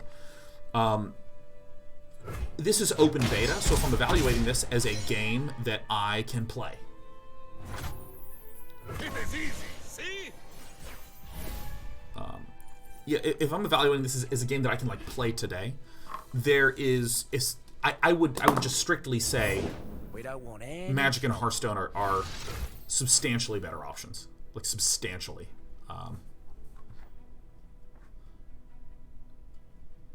Ally and a dude strike each other. Summon a Navori Brigand.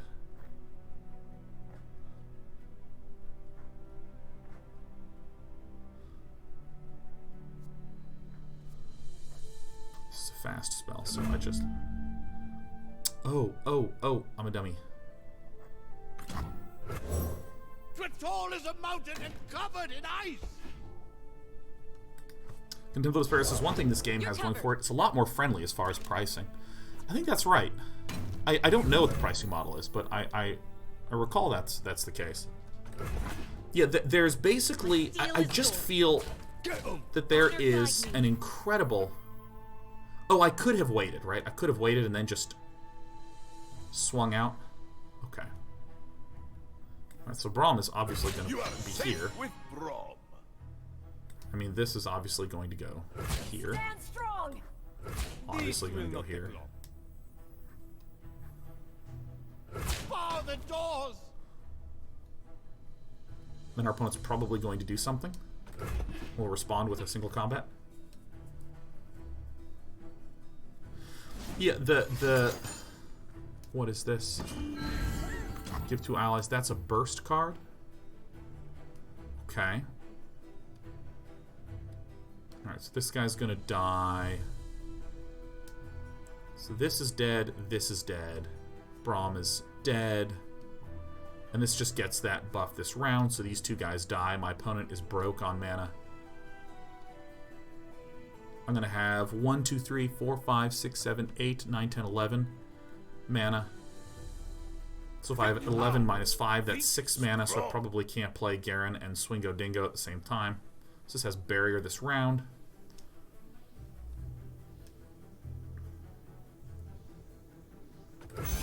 Alright, yeah. We're going to deal a bunch of damage this round. Heed my words! Could you level Braum right now? I think that was the play. I think that was the play I should have done. I didn't think about that. Wait, no. This, an ally and enemy strike each other? Yeah. Okay, sorry. Yes, you are 1,000,000% correct. Because if I had made an enemy and an ally strike each other, I could have leveled up Braum, which then would have survived. No, Braum still would have died. Never mind. Never fucking mind. So I'm gonna do this. Ah, this guy is gonna bring this. Fair.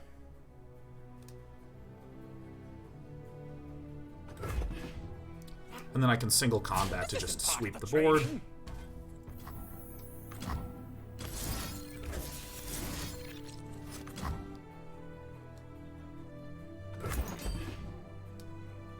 Two ways of evaluation. Yeah, no, if I'm evaluating...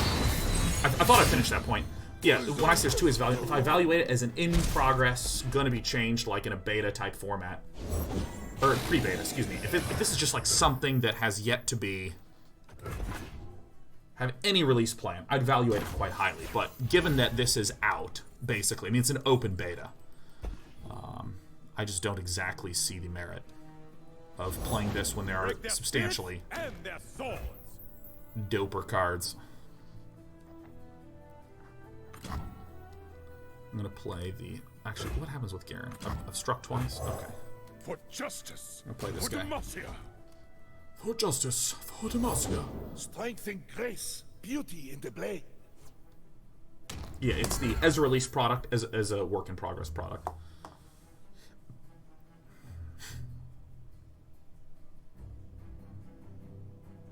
Okay, we just pass and see what happens. We're gonna be able to double strike with Garen and level up. You call this a fight?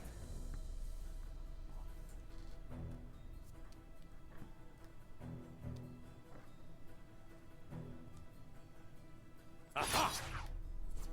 Oh, c'est fair. Against the Laurent? Taking 9 is fine.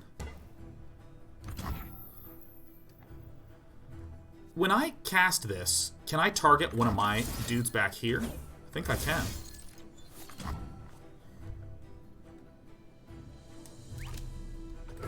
Taking 9 is totally fine. A disgrace.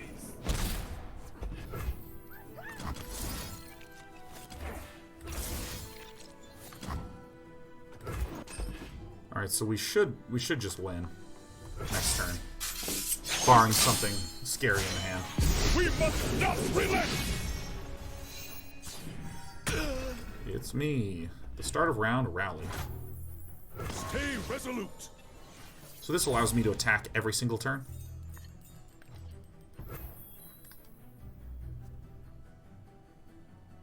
Six, 7, 8, 9, 10, 11, 12, 13, 14. Tell me where to aim. Attack right now to prevent my opponent from doing anything. 6, 7, 8, 9, 10, 11, 12, 13, 14. Yeah. We did it!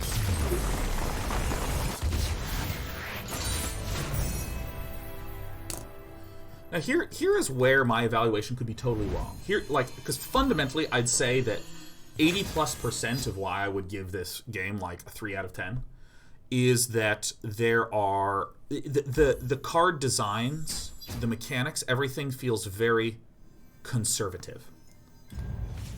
In that I've yet to have an experience where I was like, holy shit, that was fucking awesome. Or, holy shit, I've never seen anything like that in another game.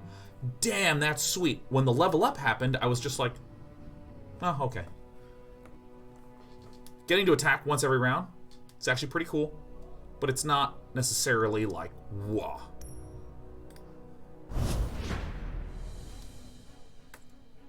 You really need to try some other deck types. You may get to up to 5 out of 10 even. I'm really interested in trying out Chipstick's control deck. I might try to find some efficient ways to.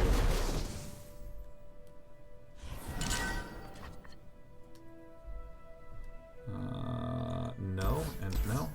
Might try some efficient ways to get more.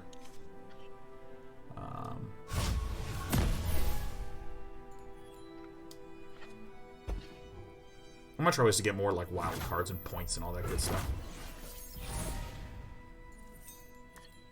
Oh yeah, the puff caps where you poison, that's definitely something that I have not really seen like that. Does drafting get you cards? I have no idea.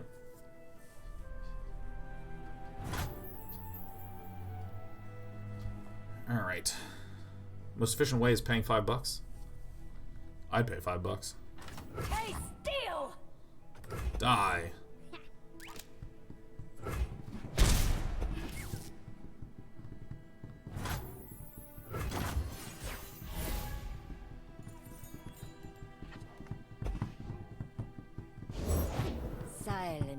Barry says that's definitely a weakness of card games in general. Low-level play is often the least interesting. It depends upon what you mean by interesting. I would say that there is... do I just play the Mighty Poro?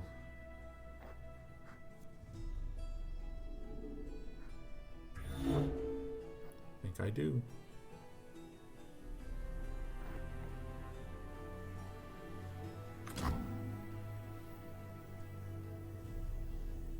Yeah, I'm gonna do this.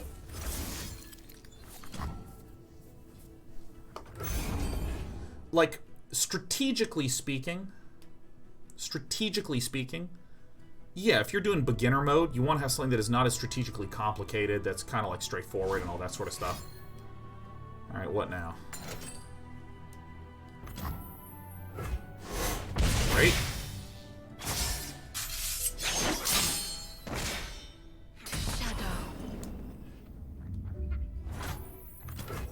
But when it comes to just emotionally cool, sweet, like, whoa, holy fuck, like in Hearthstone. Hearthstone is specifically what I'm thinking of. In Hearthstone, man, dude, day one, putting some spell power things down and then, like, casting an Arcane Explosion for, like, 4 instead of for 1. I mean, that just felt so cool.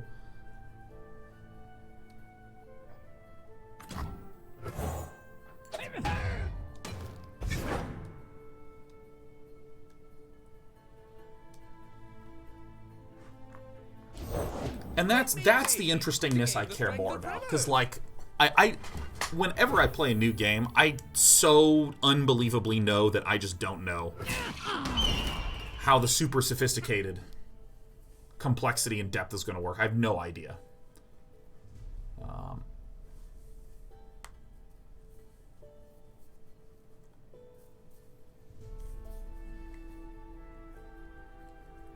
Very says, I'm surprised to hear you say that. The new decks strike me as pretty boring. How did that move For which go? game? For Hearthstone?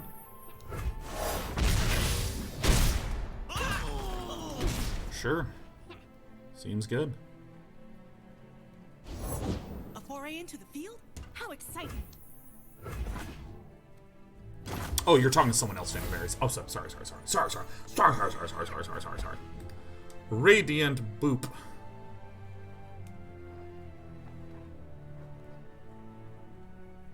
Heal an ally 3. Can't really do much. I play this guy. Give me a sweet bun. Give me a sweet bun. Find it in my heart to forgive you. Thank you, Fanaberries. You're such a generous human being, man.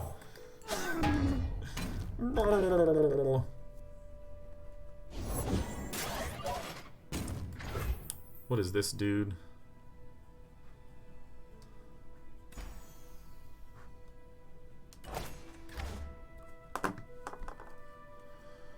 So we're gonna be taking 4, huh?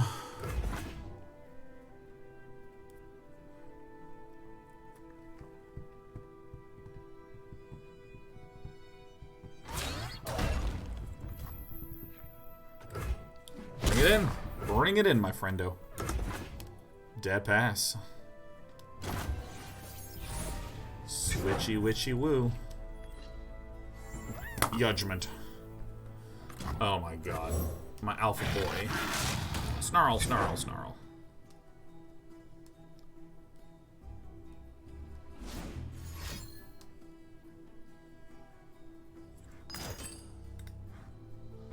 What does this do? To play, spend all your mana, deal 8 damage to a unit. It is a good day to die.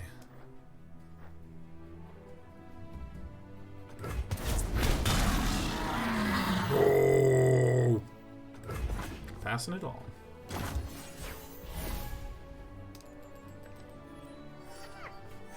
Doop. Oh, it costs 0. Ah, thermogenic beam. That's pretty tight. When you summon another ally, grant me challenger. Hello. It deals as much damage as you spent mana. The dark beckons. Oh, it says to play, spend all your mana, deal that much damage to a unit. I fucking see now. Okay. 6, so I'll have 6.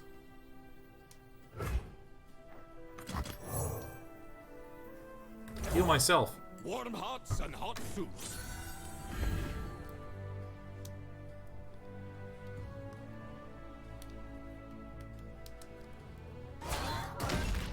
Just as I hypothesized. Night. Okay. Feeling some death coming on. All right, so this is this is an elusive unit. Oh, that's right. These are elusive fucks.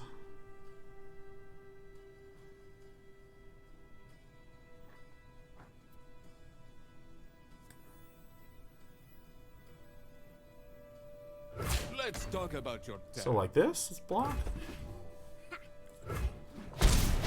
Oh, did I not cast my... Okay, I passed. I thought I was going to get priority again. That was my bad.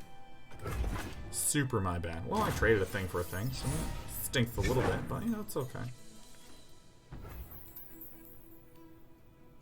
When you do a thing, make a thing, do a thing. Okay. Who goes there?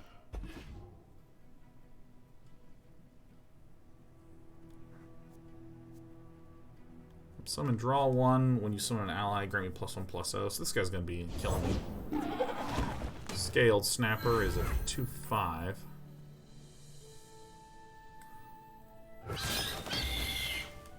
What's this?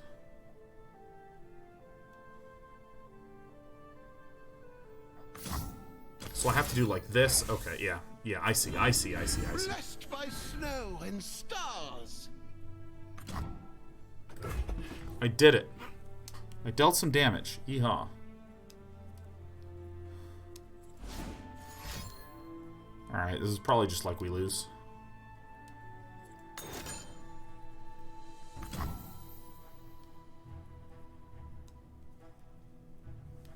What is this? Is this the recall a unit? So this sets it back to the hand. Okay. I have the look and feel of a dead dude.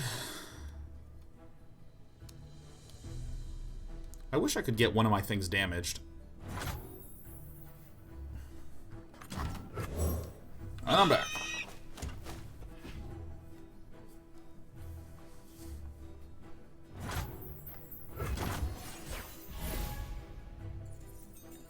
Alright. Oh, we have They Who Endure. I have 10, so we could do some chumperoni-ing. Deshaun Joy Slay Spire on Wednesday. Oh my god, Vlam. You have no idea, man. I was in love. This loses me the capability of just mass overwhelm.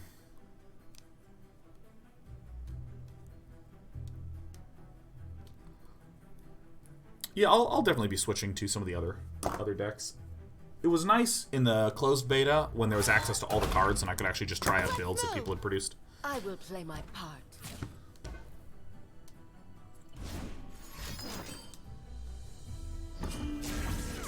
I couldn't read it in time. Quick attack. Okay, so that's first strike damage. Okay, so I jump.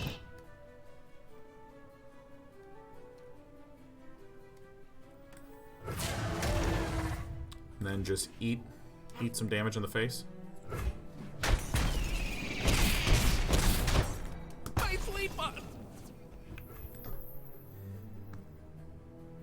Yeah, I don't blame. They cannot Yeah, I don't think there's anything fundamentally wrong or bad about the fact that there is. Ugh. Cards deleted. I'm just saying, you know, not having access to stuff. When I formerly did have access to stuff, I'm just like, ah.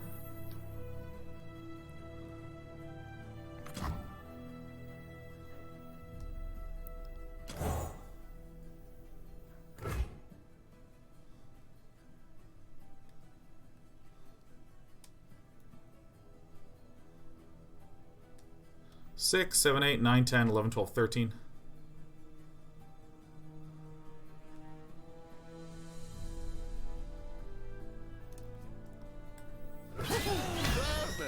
Send in the attack. Oh, did this thing had Challenger. Shit. Okay.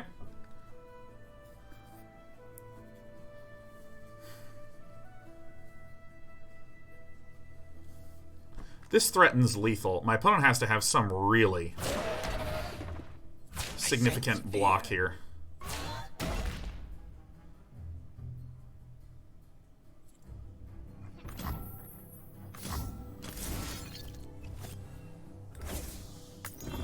This would be a good winter.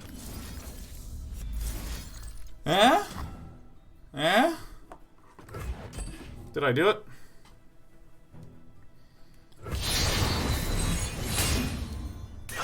So they're all dead, and now I swing for 16?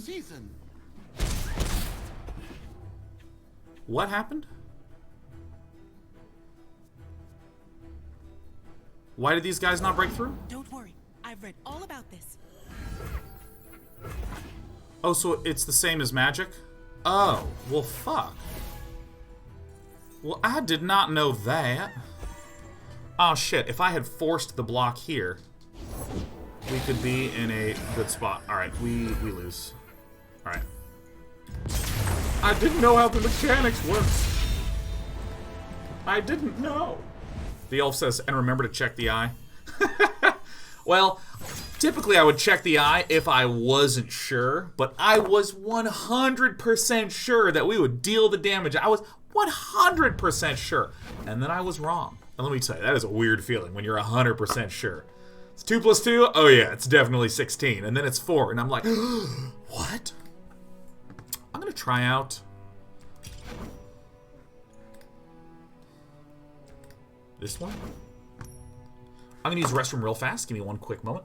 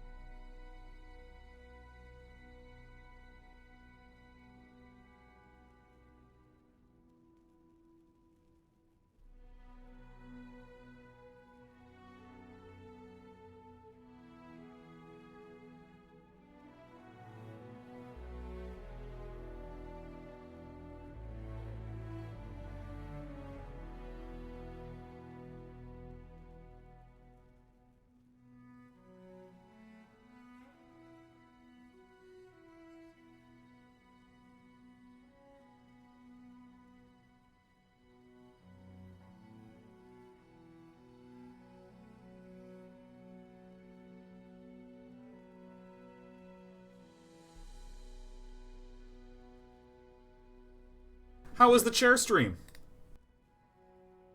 Oh, there we go.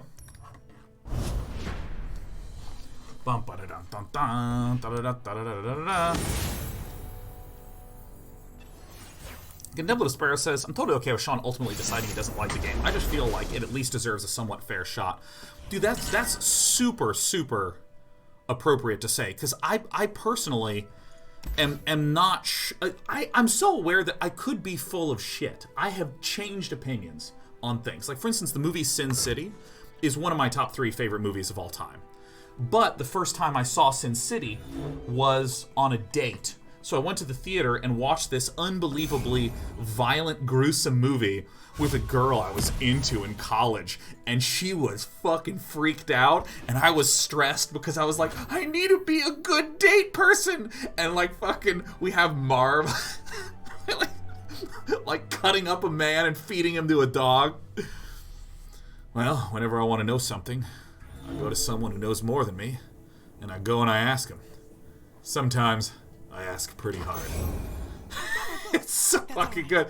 But like I was so affected by that emotional experience that then when people were like, how was the movie? I was like, it's terrible. It's so bad, right? I like did that sort of shit. So I mean, elusive. When I'm summoned, refill 2 spell mana.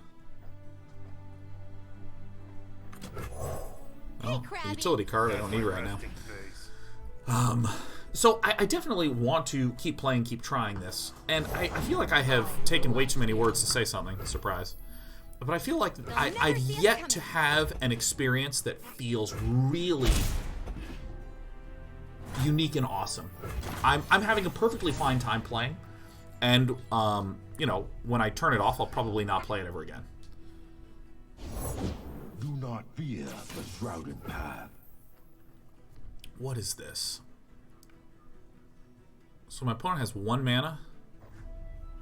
I don't think in those colors there is the thing that deals the damage. So I can... I'm a 5-2 or 2-5? Nice. So if I play this, it gives me 2 spell mana? Oh, that's a good one. Okay, great.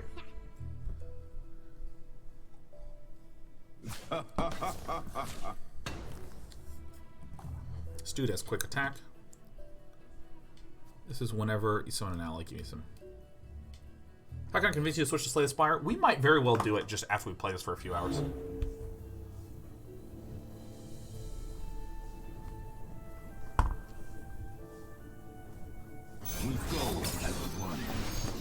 I'm bad, your worst says maybe a bit generic and not complex. Yeah, it feels unbelievably just like... It's fine. It's totally okay. Like, most of my experience has been health, or power and health, and figuring out combat trades. When cast or discarded. So next turn I'm going to have 4 mana.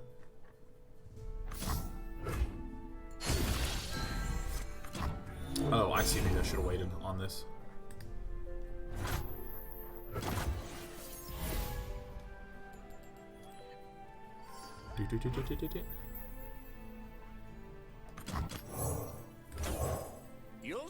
It's just power and toughness. Like, 90% of this game is just power and toughness and trading health.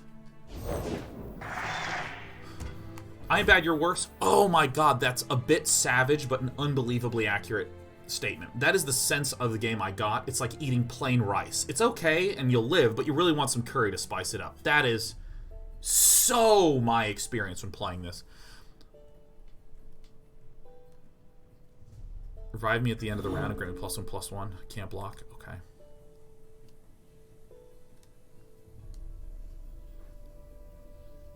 Do I want to start pecking in?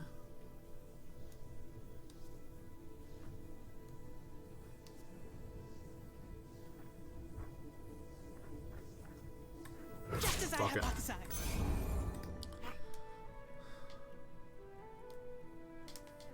God, that's such a great description. By the way, this I love.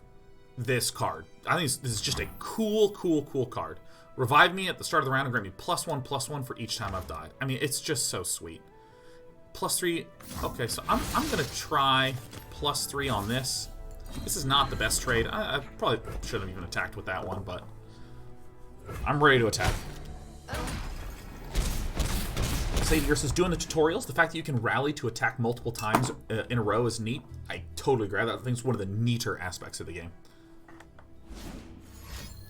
Garrett says, these are the entry decks, though, of the launch set. It feels like judging MTG from the intro decks. There is an element of fairness to that evaluation, which is like, dude, think of all the crazy shit you can do with cards in Magic. And then look at the most basic, I've purchased nothing cards in Magic. Yeah, it's way less interesting. However, my response to that is twofold. The first is, I did have access to all the cards in the closed beta, and I still have the exact same feeling. It's a little exacerbated today because I wish I didn't have basic decks. I wish I did have all the cards, but in the closed beta, I had access to everything, and that's where the bulk of my opinion was formed on this game, where even with access to all the cards, I was like, oh, 3 out of 10. Actually, I have three examples. The second one is in Magic the Gathering, when you open cards, like you have no cards except the ones that are provided to you, and then you open new packs.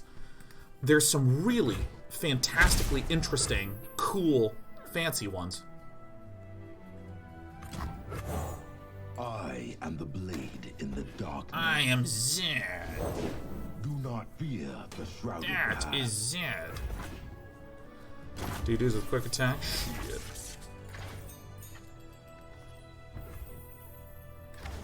Strikes before it's blocker, huh?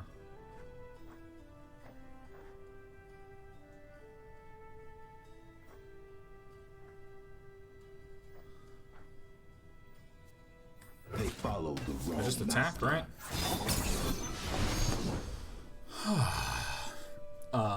Yeah, the second one is, when you open cards in Magic, they just do a lot more things. And so there's that excitement that can build there. And third, the third example, and I think that this is actually the important one. When I played Hearthstone, a game that I had never played when I first played it. Boy, I'm so articulate.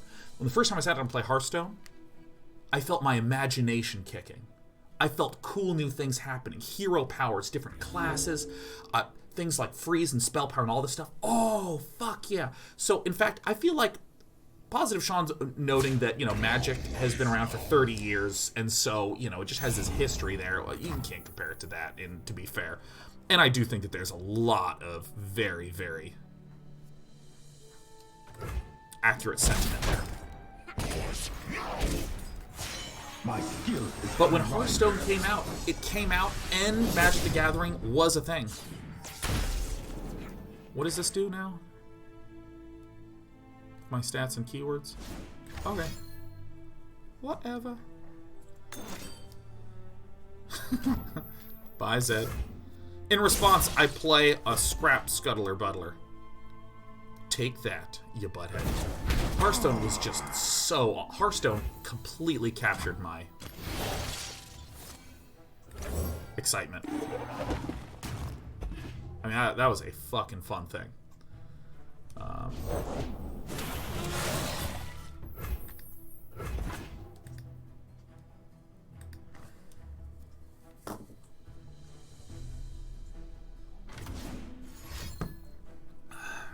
And the elf says MTG was a thing, but so was MTGO, and there was no arena. So let's be clear. There was a period of time where strike silently. Where Magic Arena was out, and I was still playing a lot of Hearthstone because I was just enjoying Hearthstone. Like, I still love Hearthstone. I think that game is fucking awesome.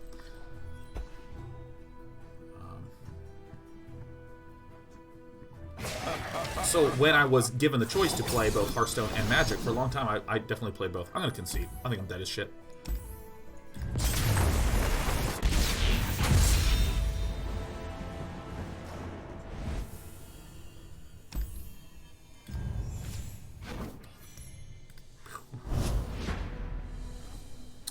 So I want to stress that the experience of opening up Hearthstone was like, holy shit, there's so much new stuff. Whoa. What do you think of Shadowverse? I've never even tried it.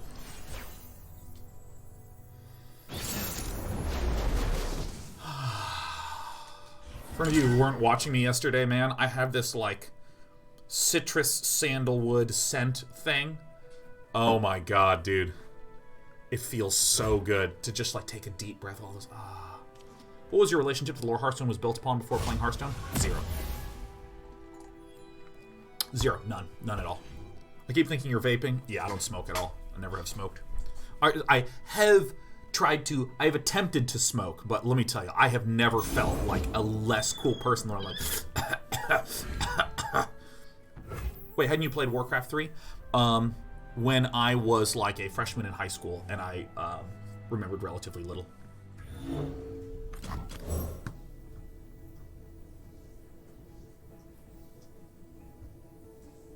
Jeez.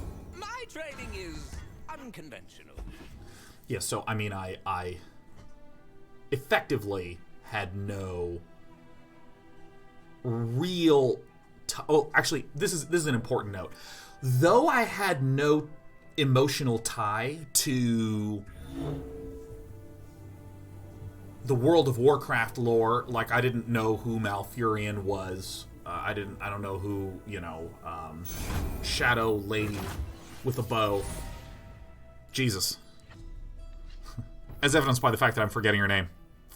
Valera. Like, I don't know. And I don't know any of these freaking people. Sylvanas. Thank you, Jesus. Sylvanas. I mean, I didn't know who Sylvanas was. I remember that they were. I know I'd heard the name Sylvanas before. I don't fucking know who Sylvanas is. Come on out. However, World of Warcraft is not built on really crazy, unique ideas. The mage is a really archetypical fantasy thing. The druid, the priest, the warrior. I mean, they didn't call these like Demacians and Phionians and Urbantians. Like, you know, there's... I mean, even magic has red. Red is a color that has connotations, and those connotations are embodied in the cards and the identities of the classes and shit. To play one, discard one, deal 3 to anything. Alright, so I play this, discard this, and shoot this, huh?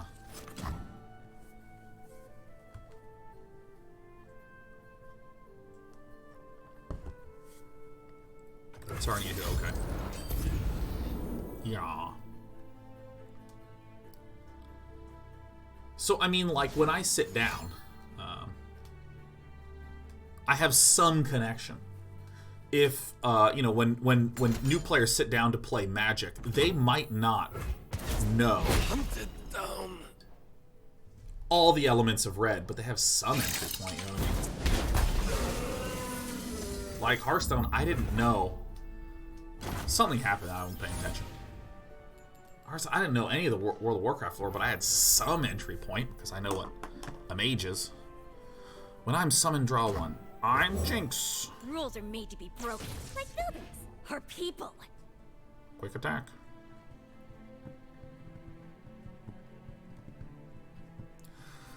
Boboho says, would you have had the same issue if Tauren was a tribe? Because it's pretty similar to having regions in this game. I don't know. What does this do? Deal the damage and summon a dude? Attack. For 2. The fact that those are secondary things is helpful. It is helpful.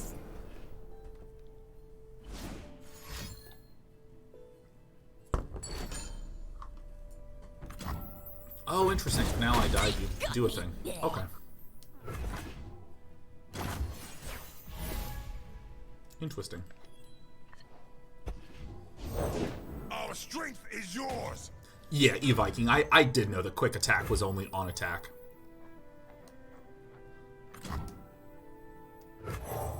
A foray into the field? How exciting! Today we fight as one. Silence. So this deck feels substantially less fun than the other deck. I just feel like I'm both not having good opportunities to do things, and I'm not doing much more than just attack and power and buffing and shit like that. So, When I'm summoned, buff stuff. Kneel Cool. students, rise warriors. And then I'm going to make this guy, give this guy lifesteal. This deck is a bad combo deck. It does feel kind of eh. However, says, my question, is it okay to make a game that is aimed towards a certain audience? In this case, League of Legends world where millions have played the strategy, even if you know, you could make the argument like, for instance, Sean, Angry Birds is a game that a lot of people like. You mostly play games on PC, dude, so, like, this is not a game for you. Kill an ally, then revive it. Oh, I see. Kill this and then revive it. Cool. What's support? Buff unit to its right. That's an interesting, cool one. No, I don't give a shit about these. Show you how it's done.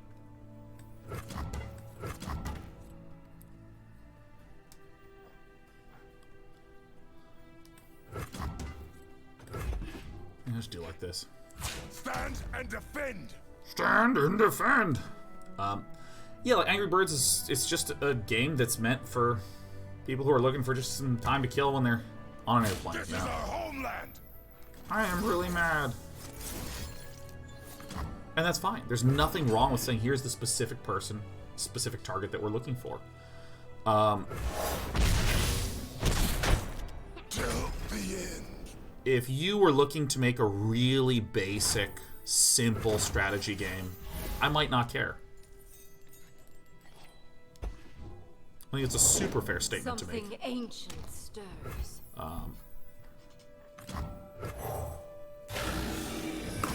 However, here is... Kragos is similar to how the Warcraft movie was received better by fans of Warcraft, World of Warcraft, compared to the generic audience. You know, I think it's super fair. This, for instance, could be just like an absolute dream come true for some League players. But I play a lot of card games. Like a shitload of card games. And I spend a lot of hours playing card games.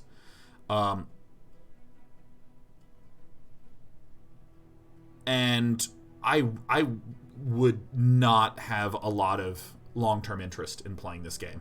It just gets boring. Is the sort of emotional experience I have when I'm playing. Attack, deal 1 damage to enemies, last breath, revive me. You're enlightened? Okay, so if I do... How did that move go? If I do this, this will deal 1 damage to all enemies, but this is blocked. Am I doing this right?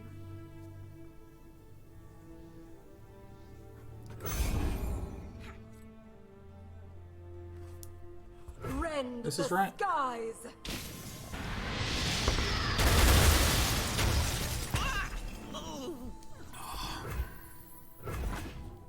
Okay.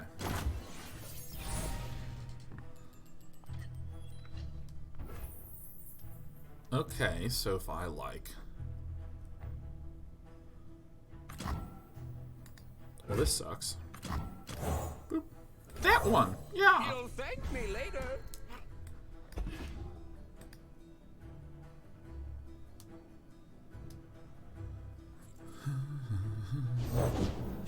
What's up with my username? Day 9 tends to get taken immediately, so I have Gotcha. some weird prefix letters. I'm on it. Oh, that's a good one.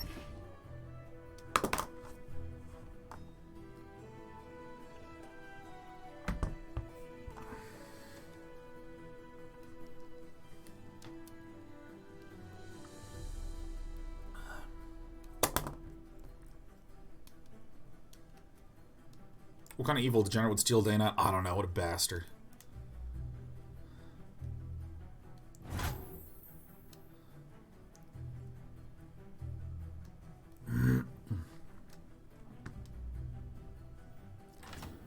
Elusive. I mean, I'm probably pretty screwed. You know, I think I haven't been swinging with this lady enough. This deck just feels like so bad. I feel like I'm not doing anything. Send a cease and desist. We've only had to do a cease and desist twice, I think.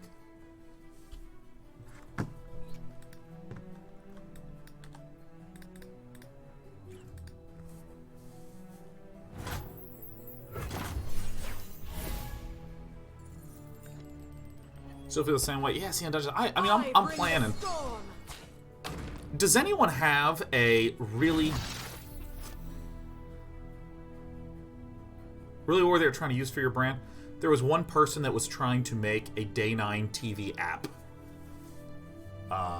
And just made it and released it and monetized it and used all of our branding. It literally looked as though it was our thing. So we're fucked, basically. So this will trade. This will trade.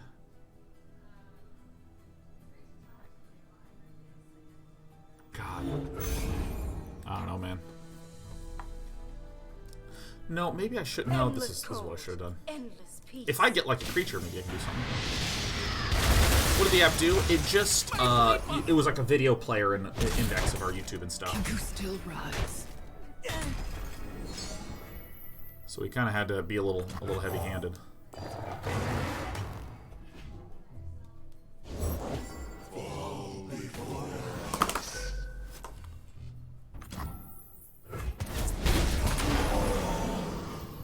Kill the 2 weakest enemies? Okay.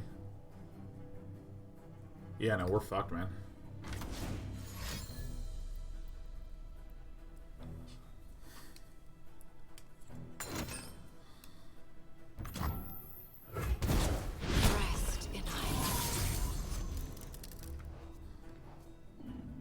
So unless we get some mega elusive thing, we're dead? Is that right?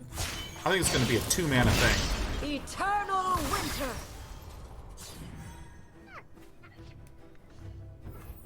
Alright, we're getting out of here. Felt like nothing interesting happened with this deck, so we're going to try the other one. Does anyone have a deck that uses starter cards? It's interesting.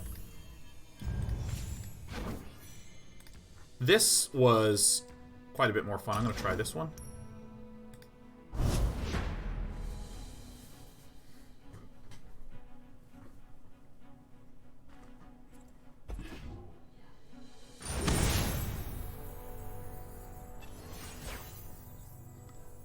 You know, another thing that I just think concerns me about the longevity of this game is I mean, like, it's day one of open beta and viewership is not amazing. Let's go to browse. Yeah.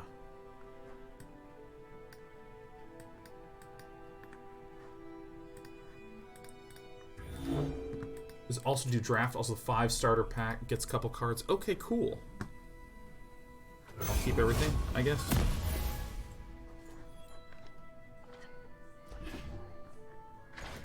Hapless aristocrat. Don't worry, I've read all about this. Deal a damage to anything. Okay, let's play my little arista guy. Lilies, where are you? Red Train says, plus some amount of viewership. Oh, when I say viewership, I don't mean for this channel. My viewership is really unusual in that overwhelmingly people are not showing up to this channel Follow you anywhere. for the I game. know just Like, the I place. can literally stream myself doing the worst shit imaginable. Like the most uninteresting, least fun, boring, bland garbage. Attack summons the spiderlings, and I mean, people will absolutely tune in. I must get out of here. You won't suffer long. But I mean, like, the overall global on Twitch viewership. I shouldn't say the worst shit. I could be murdering a child. And you would tune in.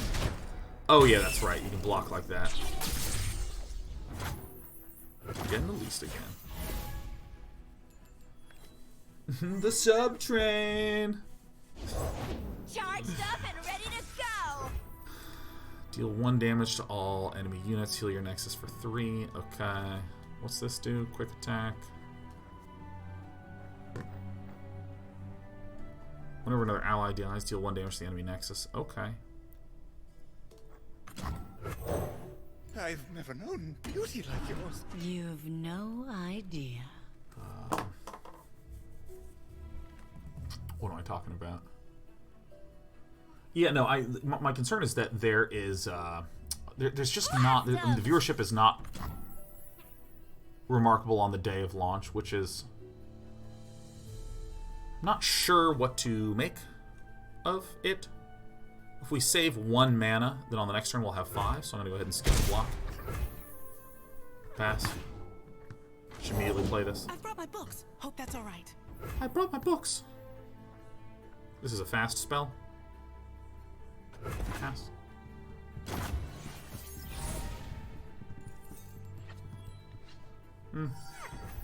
Good block for the aristocrat. Oh, I thought the symbol was can't block. Ew.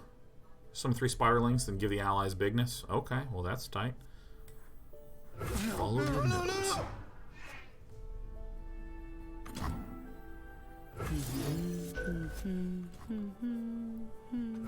We could use a bite. A bing bong. Unicorn Jam, I'm not talking about viewership for this channel. I'm talking about global on Twitch. I'm talking about global on Twitch. I'm not talking about my viewership. I'm talking about the overall viewership of Legends of Runeterra. Doesn't seem very high. You're disrupting my research. Now I've Am I gonna lose Elise again, man? Shit. So I think I might be swinging a little too aggressively here in this game. Ah. But I mean, I have a spiderling. Let's go some spiderlings. This feels pretty hard. This is a spider. Alright, so play this. Phantom Prankster. This is kind of an interesting card. Another ally dies, deal 1 damage to the enemy nexus.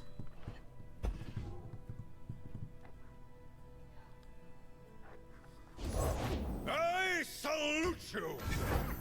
I feel very lucky in that I think that we're actually going to be just fine.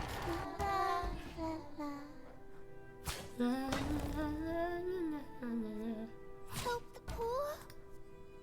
Help the poor. Please, I have connections.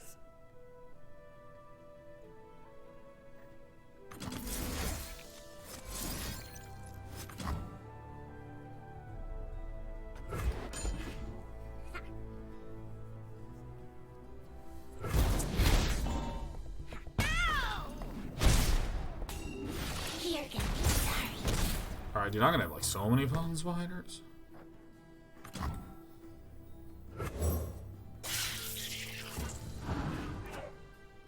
Oh, by the way, this kills me that you can't... This, I think, is just one of the worst feeling things in the entire world. That when I cast this, I'm only going to get 2 spiders? Because it fills up 6? This, to me, is one of the worst, weirdest elements of this game, is that due to the limited size of the board, any sort of cool combo shit that I might wish to do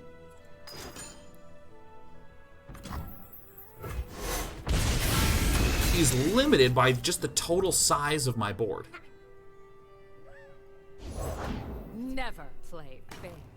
Isn't it how this works in Hearthstone? This is really essential. In Hearthstone, I get to choose which of my things attack your things, which means I have extraordinary power to clear out and remove my board, and as a result, you rarely hit the maximum size of 7. Rarely. In this game, I have hit it all the time, and I might want to remove more creatures. And so you have to wind up doing what I will call chump attacking. Where my opponent might go, man, if Sean has an expensive card in hand, then I am just going to let everything through so Sean can't play anything anymore. It's weird. Like, I really love this idea of a bunch of spiderlings, and then I have this thing proccing and hitting this. This is the coolest thing I've done so far.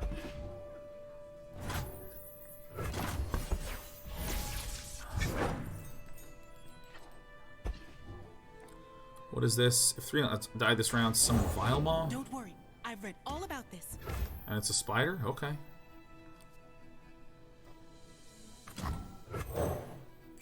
Okay, so now I've done this, and I've summoned a spiderling.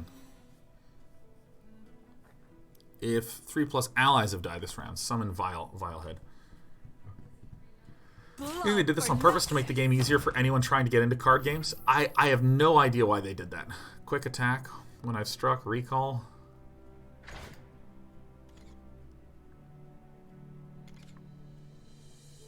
Oh yeah, Katarina just has the most baffling text. Level up, when I've struck, then recall me. I'll just zap this guy. Often, the size of board, or just limited amounts of things on the board are to primarily do a balance thing. Or maybe there are situations where you could end up going to, like, near infinite. You'd have, like, 100 dudes. They're just like, dude, hard cap it at 7. No Done. going back. They're afraid. They should be. Yeah, I mean, okay, this one. You got it.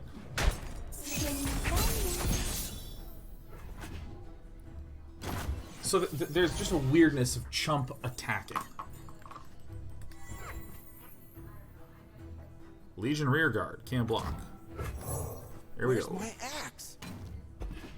Where's my axe? Let the bloodshed begin. Okay, ready. Here I go. Ping pong, ping pong. Without mercy. Okay, You're she dies, disrupting right? my research.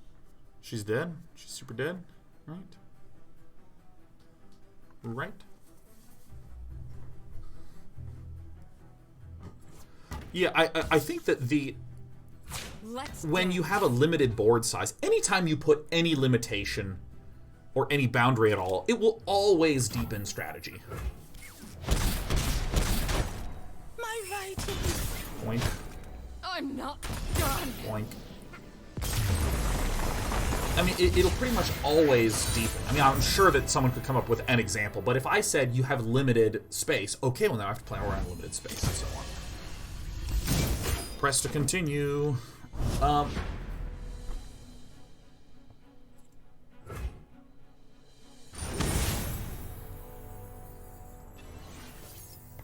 But there's a difference between, like, the joy of strategy and then, like, the most fundamental, basic reason why you might play the game.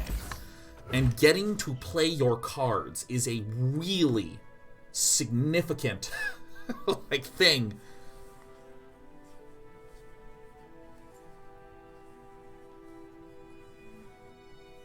When someone just, like, can't play their cards, it can be some of the most frustrating stuff that happens in a game. Especially if you can't play your cards due to nothing that your opponent is doing. Reporting in? Like, yeah, people like discard mechanics. Yeah, people don't like counter spells for blue. But the thing that people complain about far more than any of those is when they just don't draw the mana that they need. And so they literally don't get to play their cards because of nothing that their opponent did.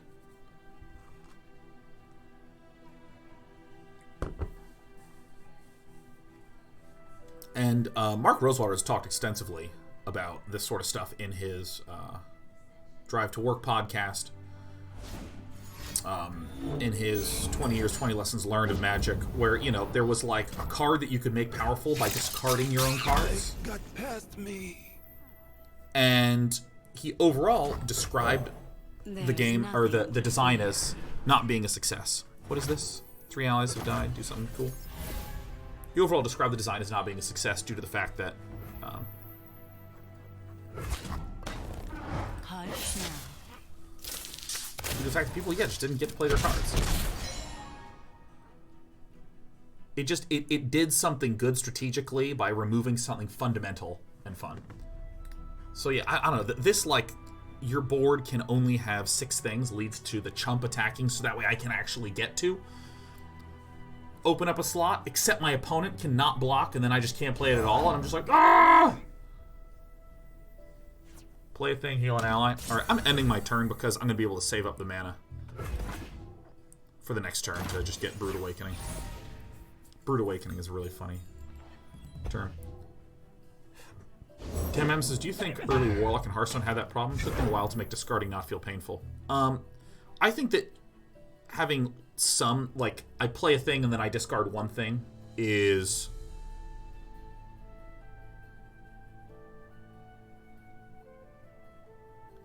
I think that that's pretty okay. It's what, like, the idea of discarding, like, everything.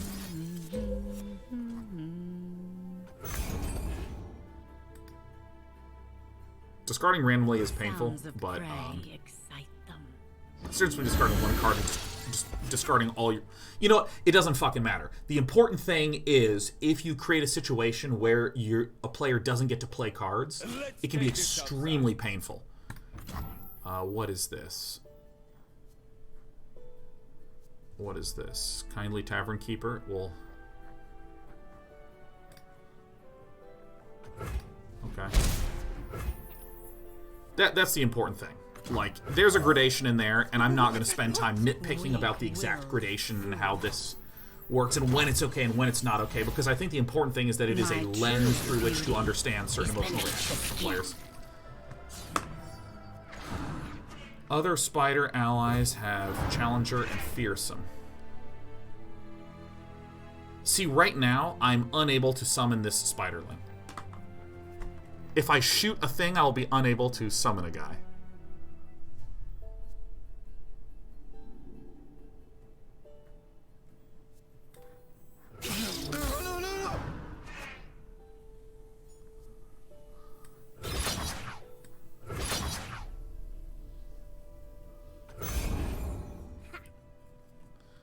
We can force things, but like it looks like when Spider Queen Elise is summoned, I no longer summon spiderlings.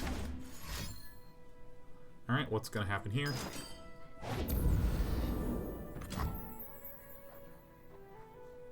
Okay, so I need to let this happen.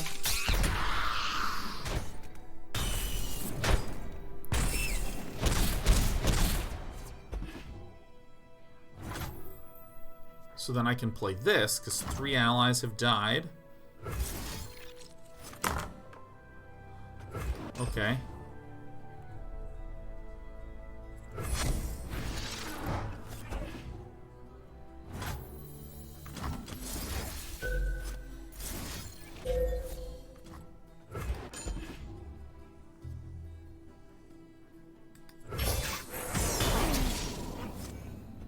Alright, I have lifelink.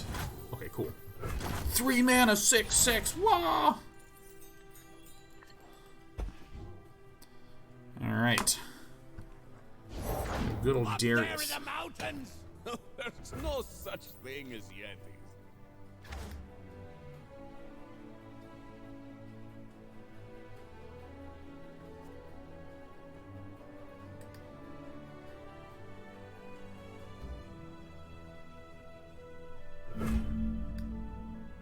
Oh, I have an attack token. Alright, here we go. Mine is the hand of Noxus. This is just kill thing? Yeah, nice. This deck I find more fun than the last one. This is probably the most fun I've had with a deck because, again, I like the Zerg feeling overwhelming and stuff. But it's just so weird. Hey, I have to... I'm like, gonna try to swarm with spiderlings, and like now I have this 6 mana thing that summons 3 spiderlings, and I just don't get to cast it next turn.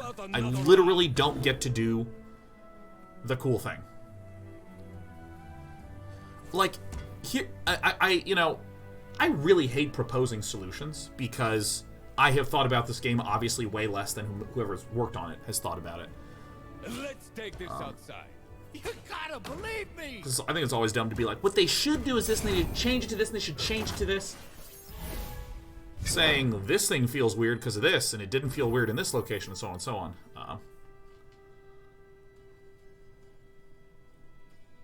the Ulf, I'm not saying I don't get to literally cast it. I obviously can literally cast it. I mean, I don't get to do the cool thing of summoning a bunch of spiderlings and going in.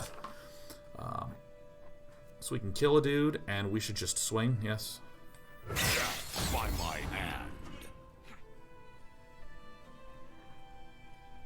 When I'm summoned, grant other spider... Like, I couldn't play this, because my board's full. Let's talk about your dad.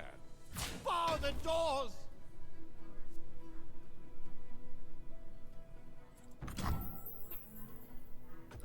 Wait for my opponent to invariably cast something. For Noxus. It's me, I'm Darius, yeah. Who's gonna close that?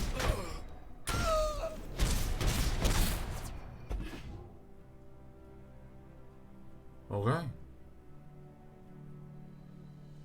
Like, I think, again, I don't like proposing solutions and being like, they should have done this, but it would be cool if there was slot size. Units took up certain slot size, so there's like normal size units that take up a full slot, but then like spiderlings can take up like half a slot or some shit.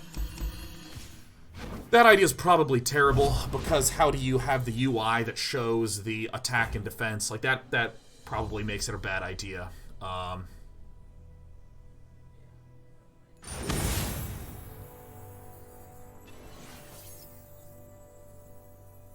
Yeah, there's some issues with that.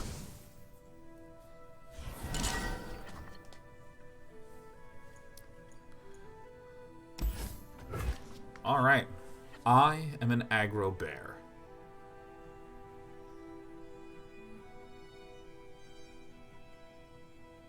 If I put Darius on the far right, it would have killed him. What do you mean, put Darius on the far right? Was there... Did I have a thing with support?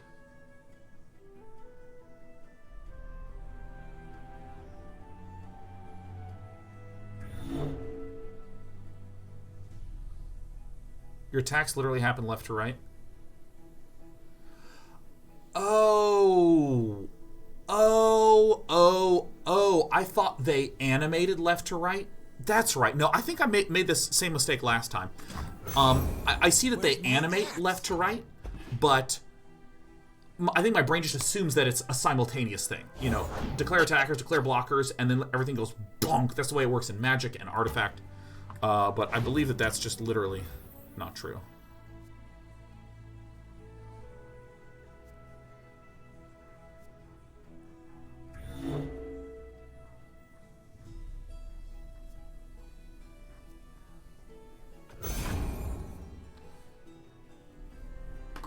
Yeah, so it looks like they go left to right and are happening as independent actions. So that's interesting. Okay. And if it helps. And if it helps.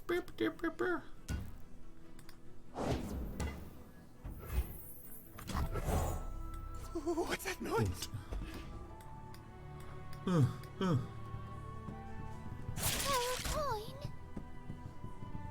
I think this guy can't be challengered because he can't block.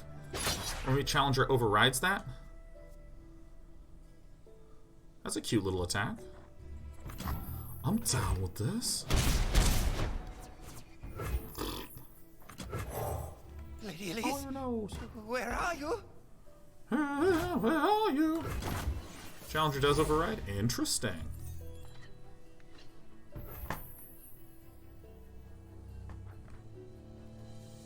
I'll do better this time. I'm going in. Hi, sweetie pie. You get a little stretch going. Is control a thing in this game? Ask Oddsteel. I believe so. I just need some more cards. I need some more cards.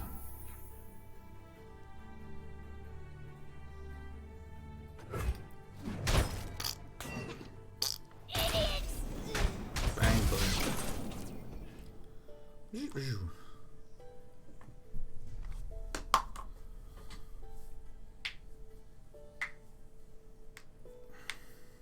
Oh my god, Tello gifted a sub to Rumiko. Welcome, Rumiko. And thanks, Tello.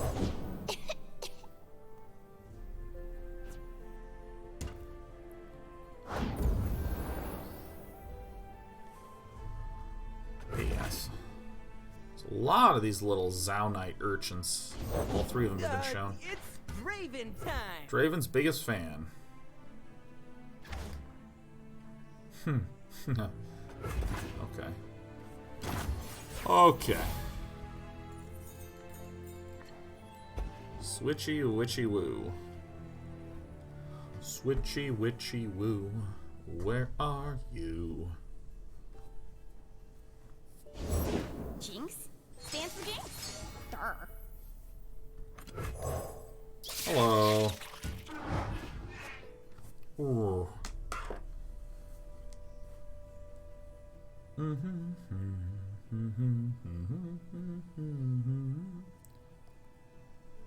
Come on, Fishbones. I don't want to. Okay. Okay. So great, so good. It happens as it should. No.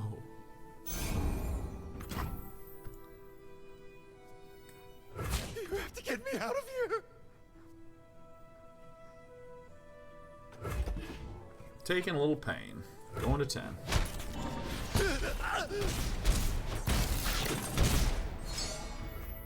Yes. It's spooter time.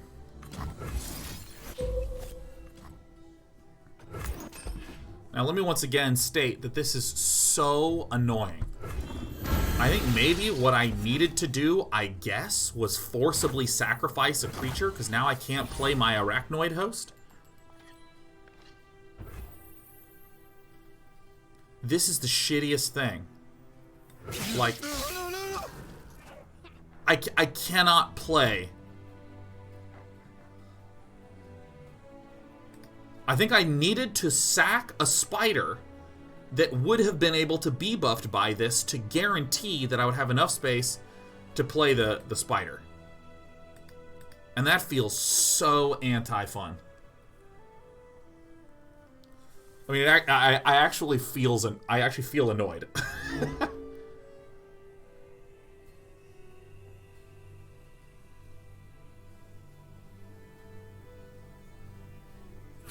innocent.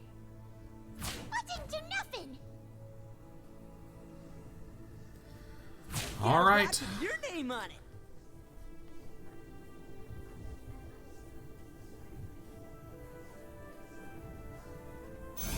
God, that is so tilting. Ow. Ow! Idiots!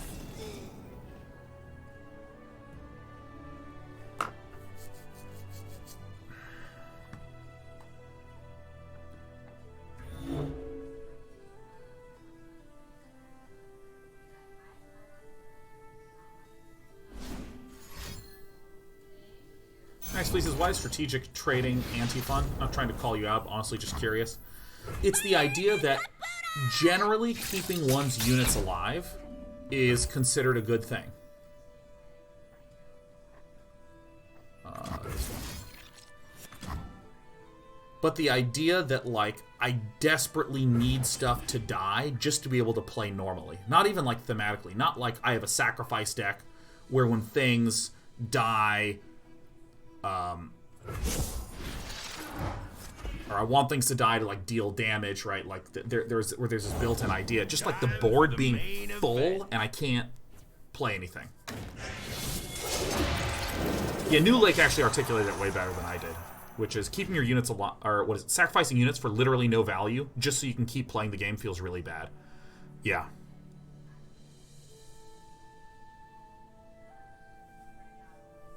If I have, like, things that are out and things are dying and pinging, it's like an active thing. But again, just forcing my shit to die so I can keep playing happens every day that I have played.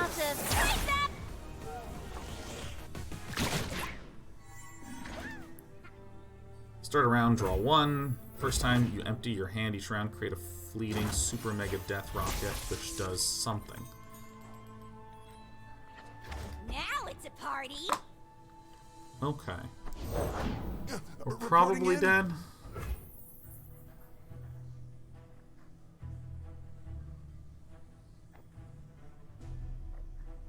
I think I just play the big dude.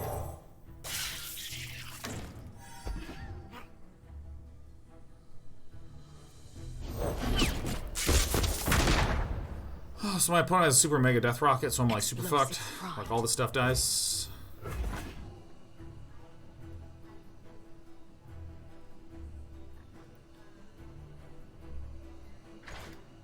And this is dies at the end of the turn, slow.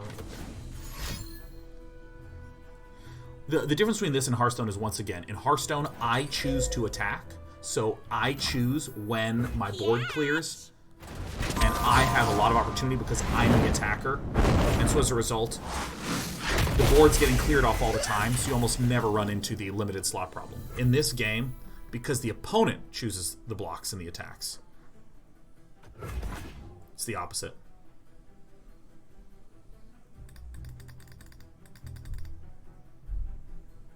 So yeah, it just does not wind up feeling the same in Hearthstone. So I'm at 3. And I think there's essentially no way to prevent myself from dying. Is that right? So I should just concede?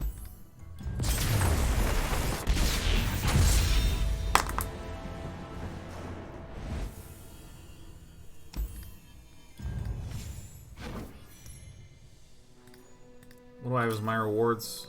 Give me the rare wild cards. Okay, 150 shards. Hey, don't turn off my computer. Don't turn off my computer. Okay, so purchases.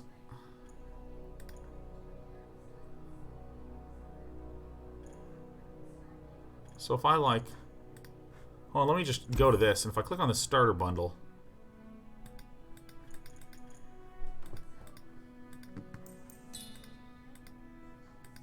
How do I buy shit? Is this? Oh, okay, wait, hold on.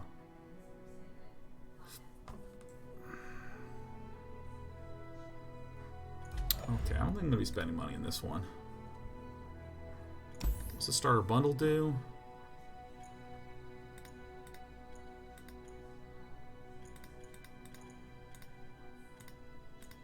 Maybe I should do this $5 thing?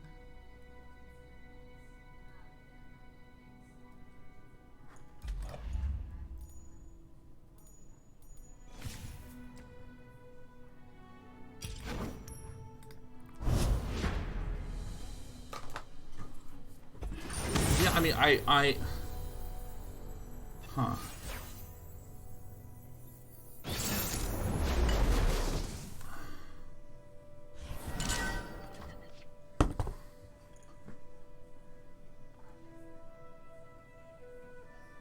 So none of these are spiders. This one is. Eh.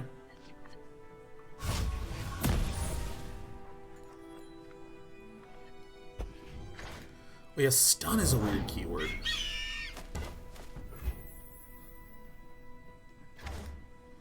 Yeah, God, this is, I mean, this is yet another one of these just like, what? Okay, so I'm reading this. I understand exactly what this means. I understand that. But in every other game that I've played stun with, stun means you disable something so you can beat the shit out of it. Why does it get removed from combat? You know what I mean? Like, I'm looking at that and I'm like, okay, no, I mean, I can see what the thing does.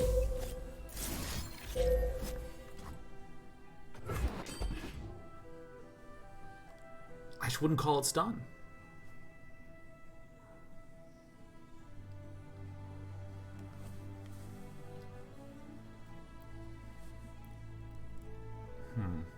I'll second the draft suggestion. Let's try to draft after this game. Let's try to draft. Probably just carry over the terminology from League. Well, in League, when you stun someone, they can't move, they can't attack, they're helpless. You stun the guy, and then you beat the shit out of them.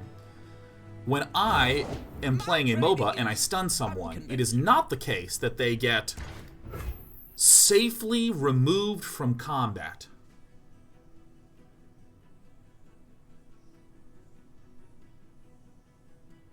Like, sleep is a little more unusual, but sleep does mean it can't attack, it can't use abilities, but also if you attack it, it wakes up. Like, disengage feels like the I'll do better this time. correct word for it. Stasis. Stasis is a keyword I'm unfamiliar with, but, you know, or is a keyword that I'm unfamiliar with in the context of Dota, because I play Dota and not League. But yeah, it's just a weird, it's a weird word. It's a weird choice of word. This isn't part of the training. Stasis in StarCraft does mean it can't attack or block, and it can't do any damage. I'll write my own story.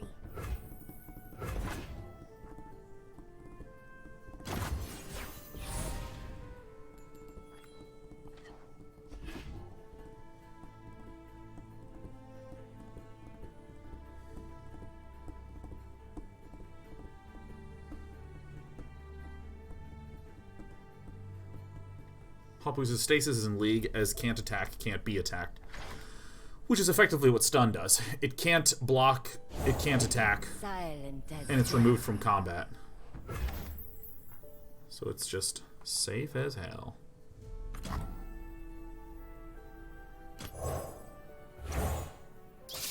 I guess this gets stunned.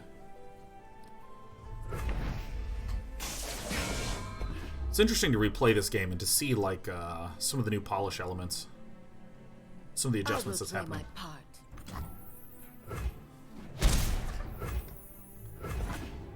And in the torno. Because I stun this and swank out.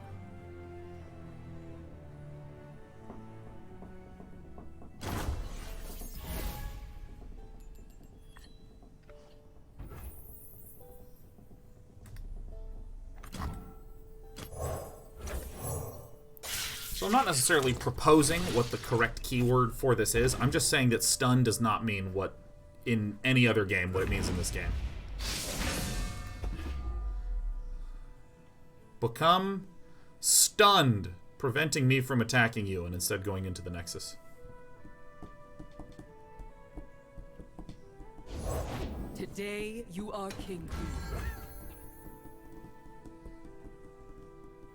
Okay, ready.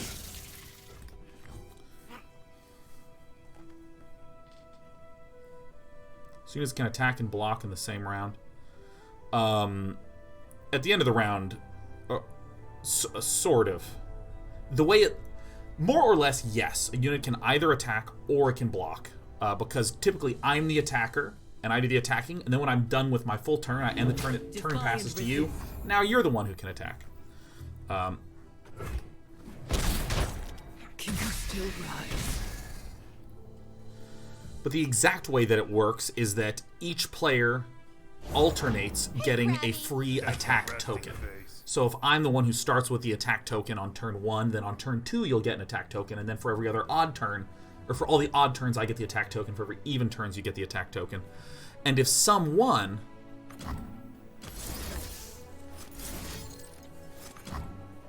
I maybe should have saved it. So if I end up with something that gives me an attack token, I can attack on turn 1. Or I should say, I can attack on an odd turn. Then on an even turn, you get a free attack token, but I can play a spell that also gives me another attack token. So even though it's in the same turn, I'm getting to perform an attack.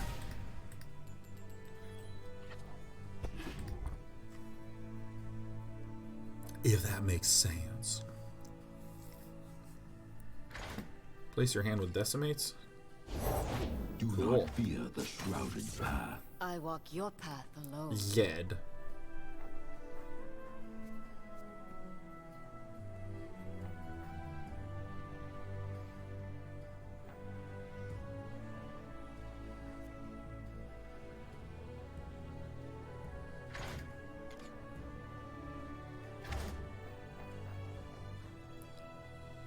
How in the fuck should I do this one? I'm just gonna play the Arachnid, man.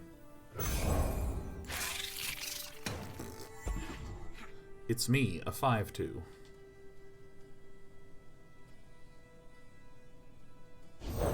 Courage masks the heart from fear. Bam, bam, bam, bam. Alright, show me what you got, Candy Floss. The elusive one. I'll do my best.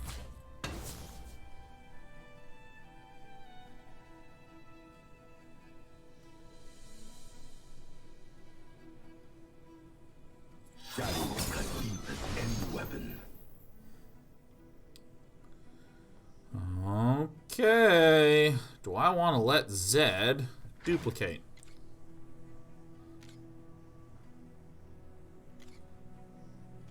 I think I just don't care about Zed, right? 1, 2, 3. This is 12. So I should, like, jump here. Do some shit like this.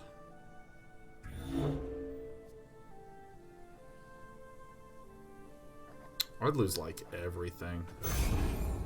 I'm not really sure what the right play is. I'm just gonna let Zed get huge. Claim what is ours. So, I mean, that guy's, like,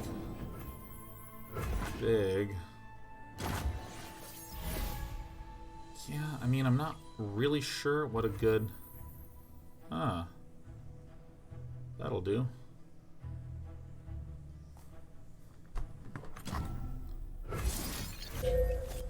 Yeah!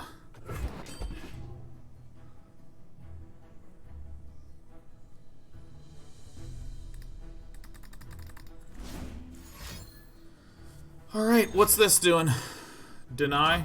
Alright, we're fucked.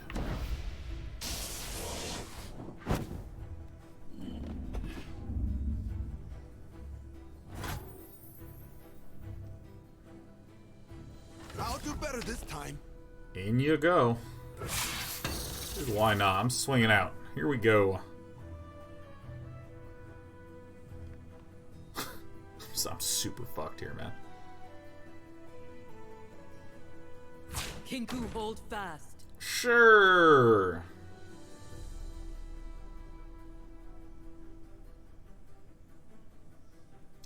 Oh man, I might actually have to step into chat and say we're not allowed to talk about land. Land is one of those topics where anyone who has an opinion on lands is never going to have their opinion changed on lands.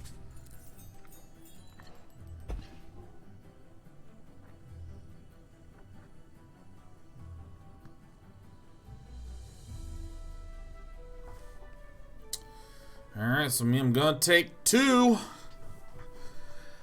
It's gonna be time to take you 2. Oh, we are so fucked. That's the whole video game, isn't it?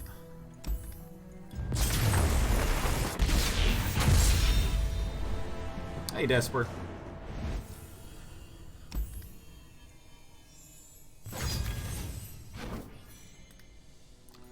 What's my reward? I get a core bundle.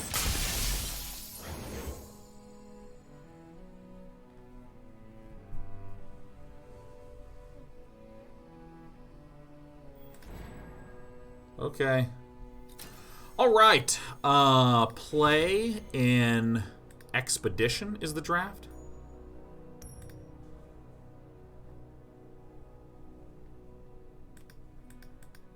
Do I get a free expedition somewhere?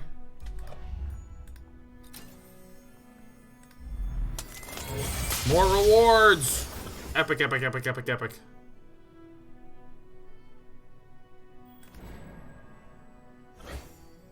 Ah, the Ruination. Ah. Oh, I've unlocked, like, all this shit. Oh, I'm... Okay. Bang, bang, bang, bang. Okay. Cards, cards, cards, cards, cards.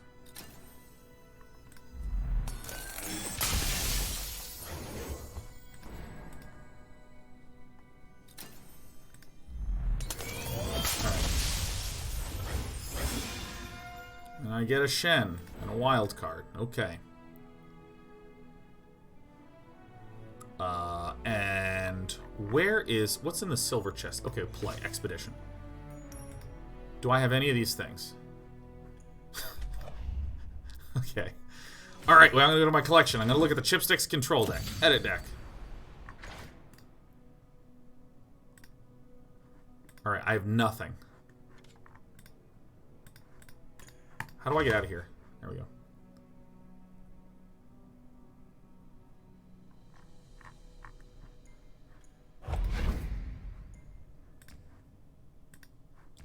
Guess I'll play this more. Oh, whoops, I'm still in edit. Okay. Play.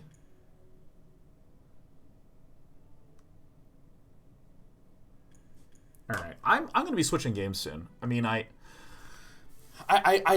every time, every one of these matches that I've played with these beginner decks feels pretty samey. I could get more cards, but I've played with a fully unlocked all cards deck. And it was okay. Wait a minute. We have a... Okay, there's no ability to cancel the queue. Alright, that's an oversight. Starter pack Stompy from Sin Tour? Hell yeah. No draft. I need to apparently put money in for draft.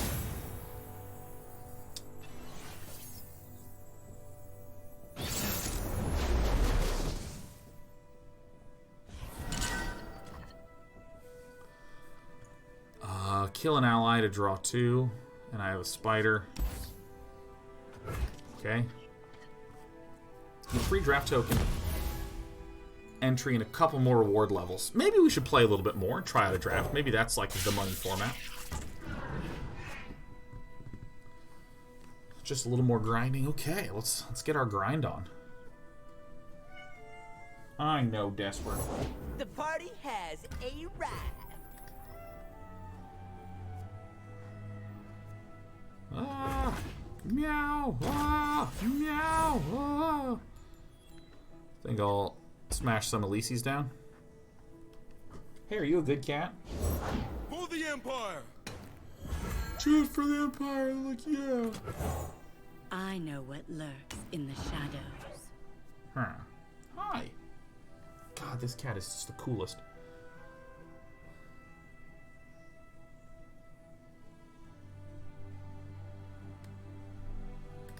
Alright.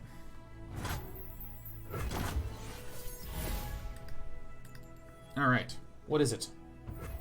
Alright. We're all good. Alright, so that's a 5-2.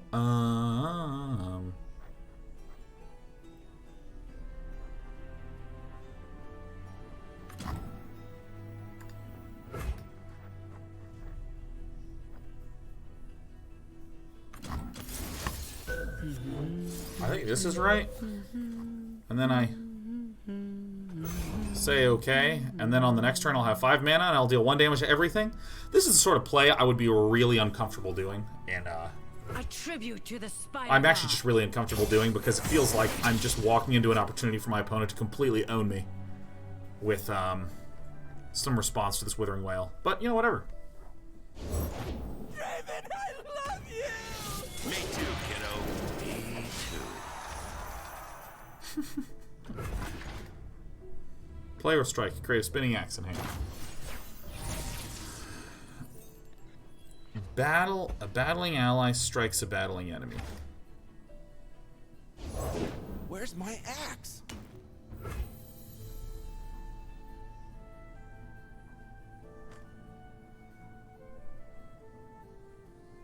To play, discard 1? Whoa. This is a fast spell, right? So I'm just gonna pass. PS. PS. Move out! Axes coming right up. What did this guy get? Elusive? Alright, sweet.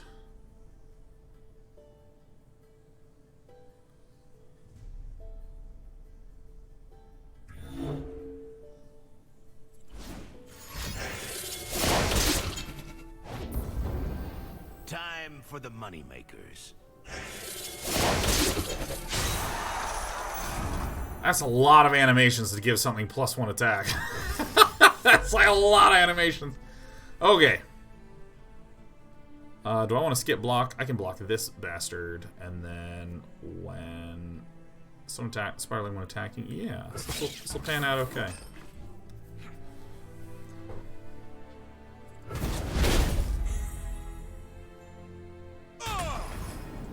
Oh! Bam! Oh! Okay. All right.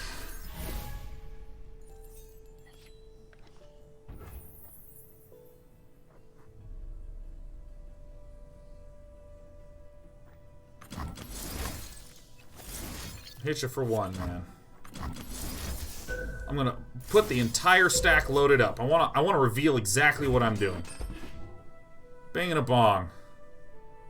My opponent has no way to deal with this, then I am very surprised. We must all make sacrifices. Why didn't we block the 3-2 with our 2-1? Because we blocked with the 1-1, I had the spell that dealt 1 damage to everything, so. Let's take this puppy for a spin.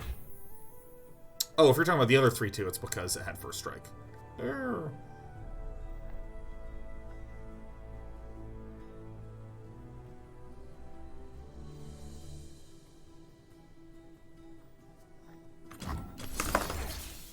Alright, kill it to draw 2. Cool. Let's do it. Okay.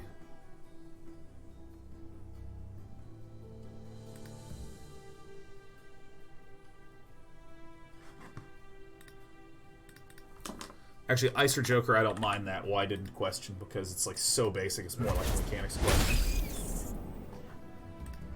Oh, yeah! Oh, some basic shit. And this becomes a... If an ally died this round, some 2 Spiderlings shuffle an Elise into your deck.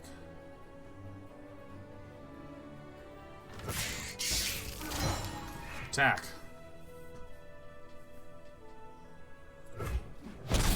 I did it. I did damage. I wonder how long it'll take for me to get to the draft.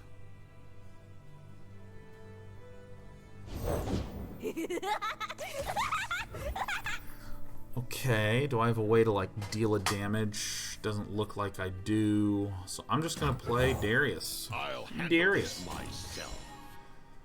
Blast him!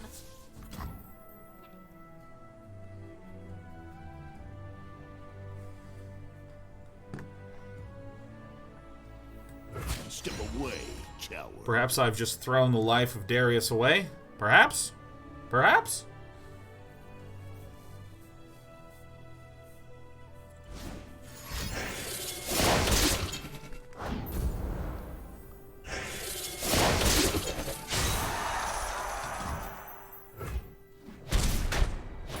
Okay. All right. I don't understand. I don't understand why that happened. Okay.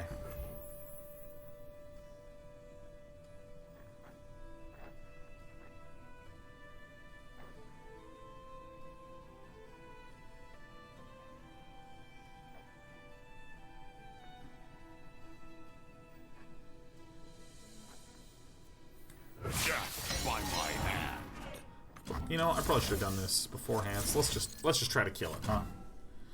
Death. See, if I had done that beforehand, I would have been able to see what Flim Flam Blim Blam would have done.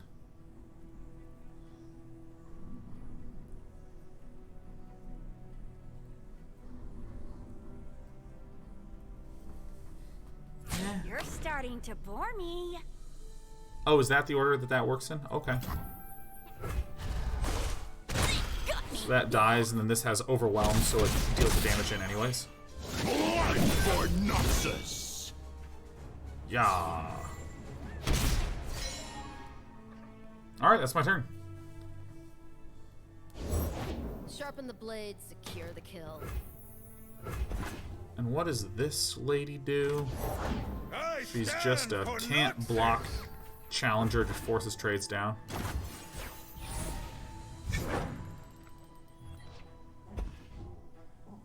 Oh, that's it. I'll give you to the countess. Oh, this is again like I should be excited to see this, but it's just like it's like rare that this is gonna hit its full potential, because like once again my board's gonna be completely full.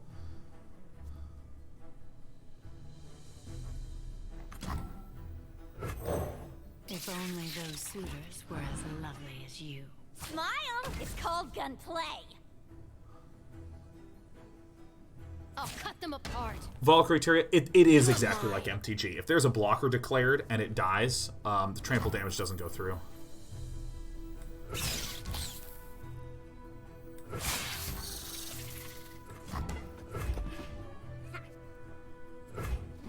You dare!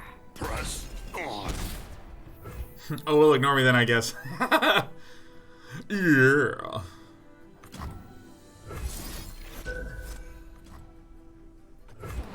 Alright, spooter time. We has spiders. Play with your food.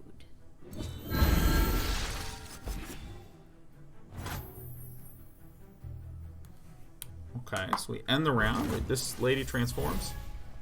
Let me change into something more comfortable. Comfortable. Alright. Show me what I got. Now it's a party.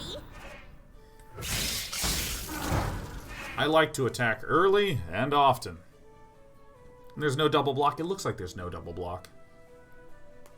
It feels like simpler combat than MTG and similar health persistence of Hearthstone. And we're going as wide as we can go. Hooray, we did it.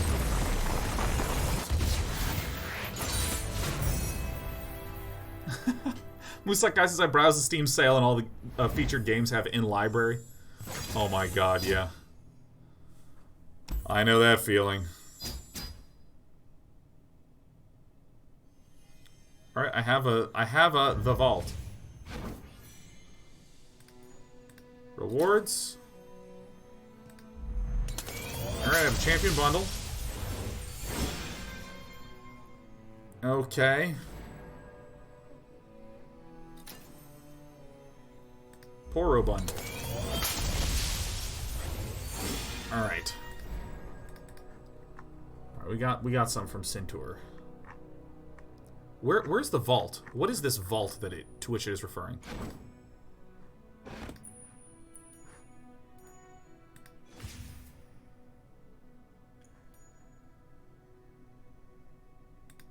Vault is the weekly chest. So this chest is the one I get to that has draft in it. Okay, so let's go to our collection.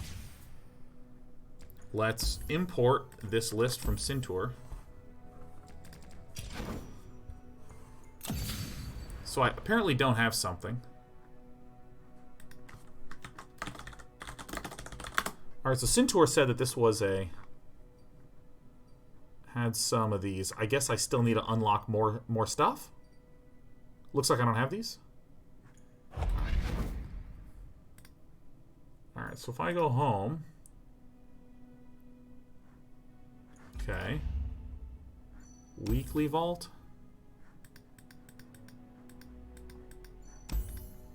Unlocks on Tuesday.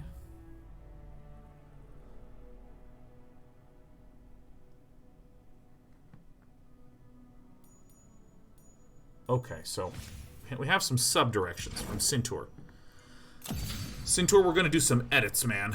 So if I take out an Arena Battlecaster, and then I take out an Avarocian Sentry, which ones do we replace this with?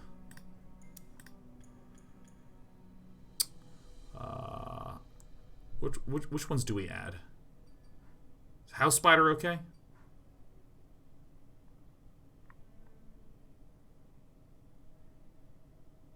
Cintur, tell me what to do, my friend.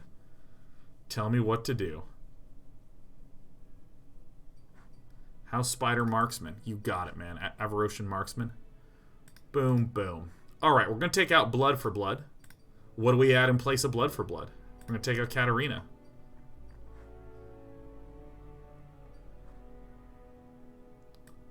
Let's see here.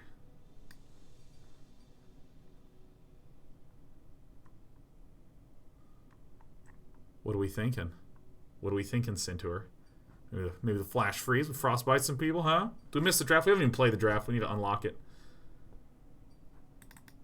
Alright. Flash Freeze. And we need to add in some random dribble.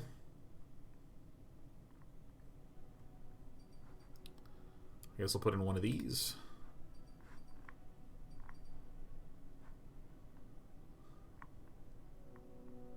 And one of these. Ooh. This is a buff. This is a beater.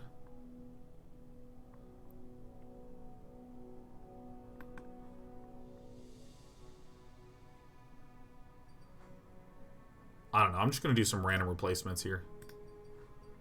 Decisive Maneuver, stun an enemy. Deal 2 damage to an enemy, then rally.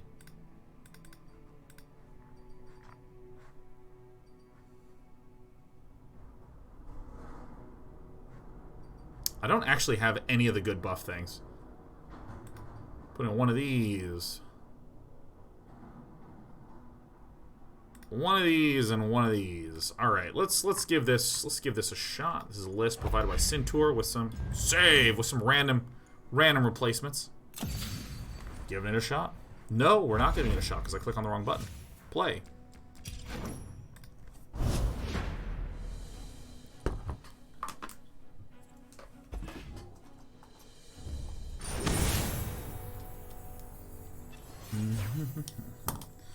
Maybe in a few more sets it will be more the game he enjoys. That could be. That could be. I mean, again, the biggest issue I have is just how flat and conservative these cards feel.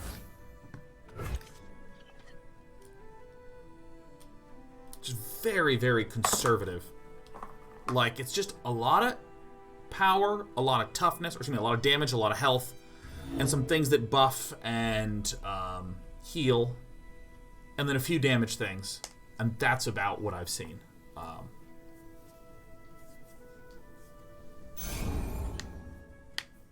Poison Puff was somewhat interesting when I played against it.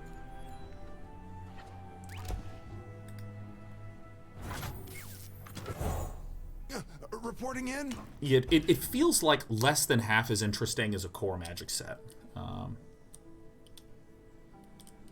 DSE Brain says, so do I understand it right that you're basically missing big combos, etc.? I'm missing anything unique and interesting, whether it be combos or cards that do things that are a little wild, or, and I can't do anything this turn, so I just swing it in.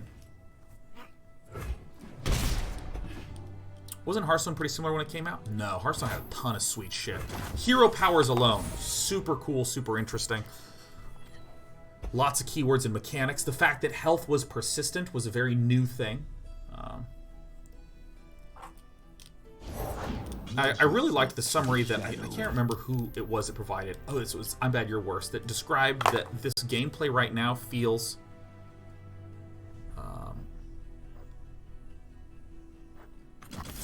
it feels like plain rice. It's fine, but I wish I had some curry. I thought that was an excellent summary. And so it could be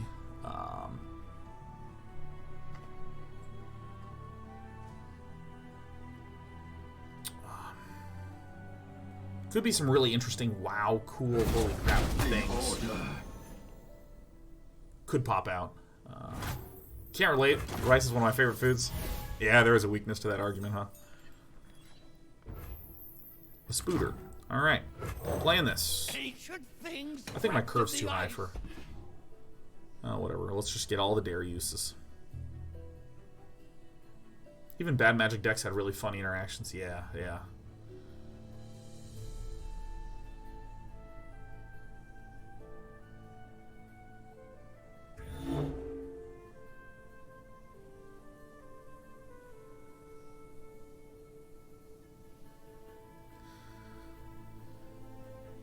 So there's one perspective that I probably will never be able to fully wrap my head around.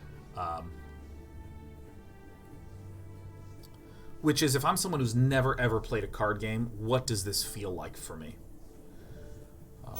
Because my recommendation to anyone would still overwhelmingly be, if you are interested in card games at all, just play Hearthstone or Magic. I think that both of those games are more satisfactory. Hearthstone, I think, is just incredibly crunchy and polished. Magic the Gathering is incredibly rich and deep.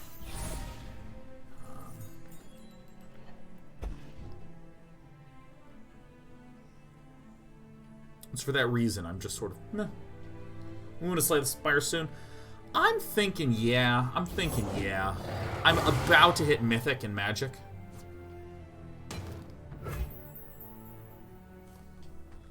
Alright, give an ally Overwhelm. Kindly Tavern Boy. I guess I'll put in my aggro ones first. My house Spooter. Drunk with Slay the Spire power. Oh my god. Love Slay the Spire so much. Gaina Bomber says, my first question would be, how does this game feel for free-to-play? Because I think anyone new to a card game won't be spending $200 for a complete set yet. Again, I'm imagining if you're a brand new card game player in entirety, like you have only played non-card game things and you're stepping in, I don't know what that experience is like gameplay-wise or anything like that, but deal 3 damage to a dude. Sure.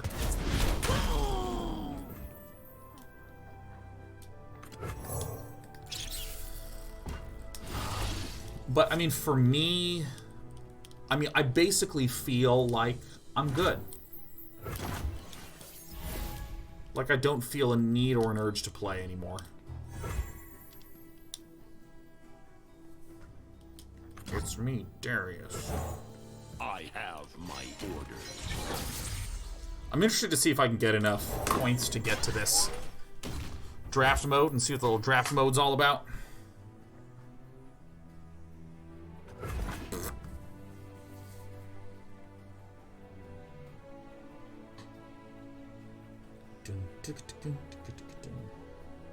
Unplugged says, still sad I haven't been able to finish up the VOD from the other day. How things end up going with Slay the Spire or with Magic? Because with Magic, we lost every game we played with Azorius enchantment control, and then we won every single best of 3 except one with Jeskai Fires. I think it was like 13 best of 3s in a row. I mean, it was incredible. Oh, that's good. I can stun that guy.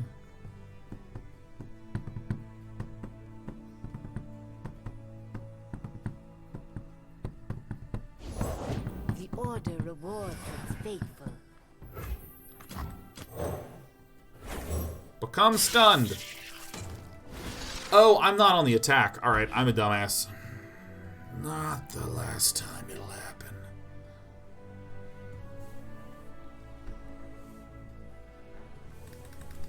Whew.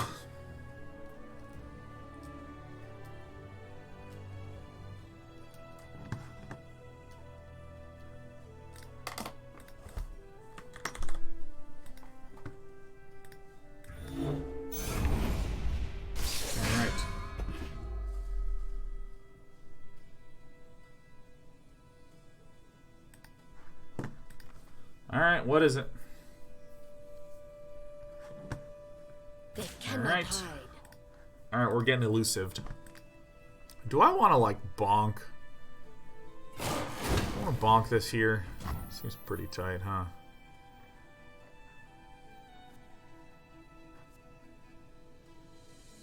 I mean...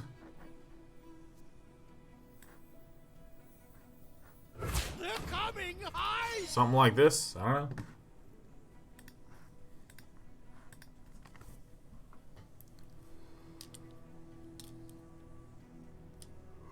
Yeah, I do think that if you're a League of Legends player, you might be like so hyped about being able to play some of your heroes in a different game context. I can absolutely see that.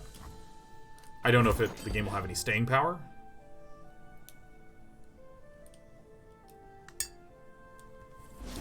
Nah. Make a scrap trawler. Hit him where it hurts. They will bleed for Noxus. It's me. I'm a huge Darius boy.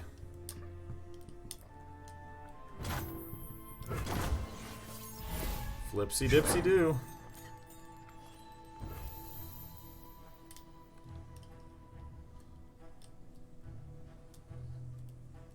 I'm at 18, man. I'm prepared to become reckless.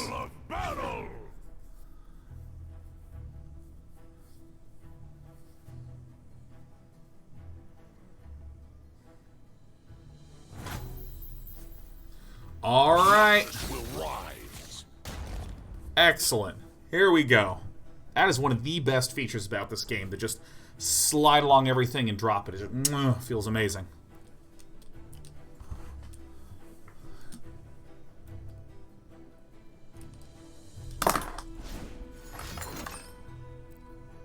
Look, I just want to stress that in this attack right now, I have a trampler, and pretty much every other creature on the board is vanilla.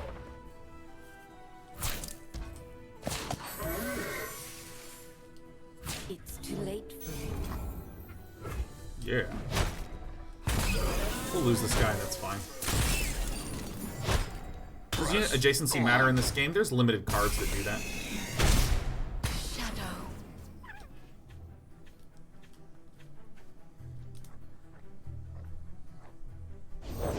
Everything's better with company. Says you. Passy Wassy.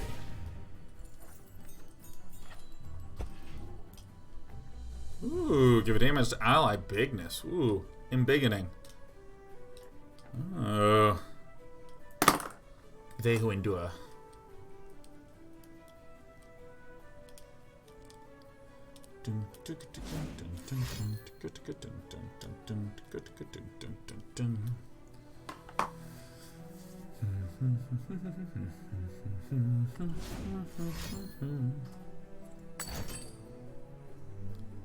Summon 2 copies.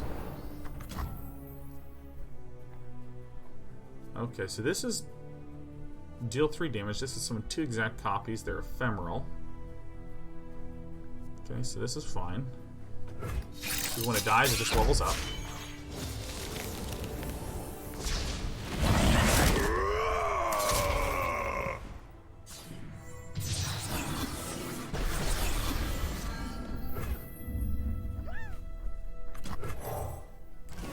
So that's a lot of damage, but I have 2 blockers, so we're pretty much fine.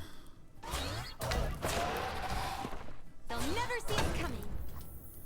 4, 5, and 5 is 14, so I can just block here. Block here. And that's death.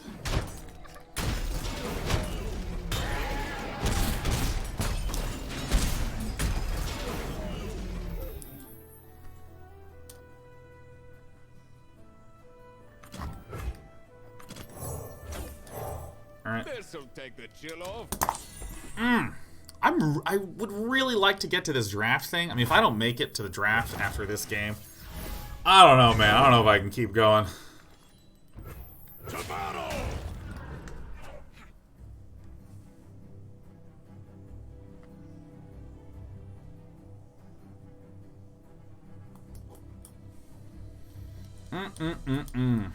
Yeah, the leveling up is fun.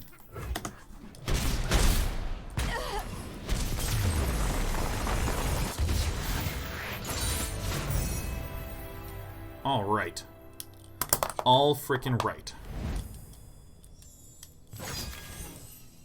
Whoosh. Total experience.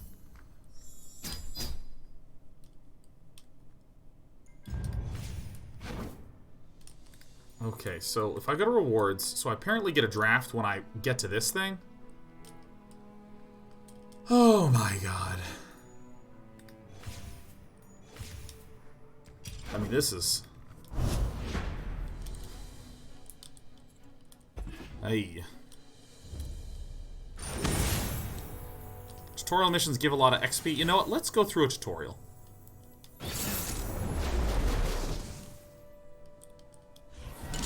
Let's escape, surrender. Yep.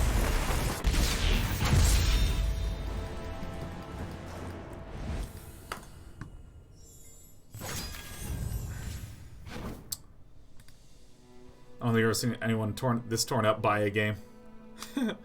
Well, you know, what happened is that I really think I would have stopped like 90 minutes ago, and generally if I have any impulse to do anything different, I do it immediately. But I kind of want to check out this draft.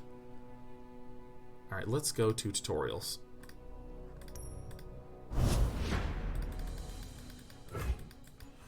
Just quickly surrender 4 more times? Maybe, yeah.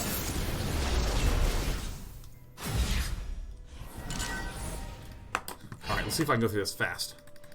It's going to tell me what to do. Alright, there it is. Actually here.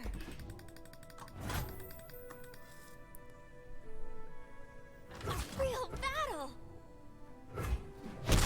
We appreciate your sacrifice. Alright, and round.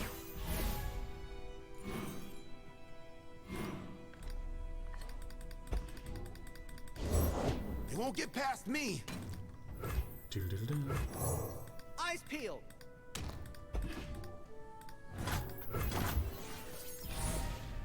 Dude, I'm just spamming as fast as we can.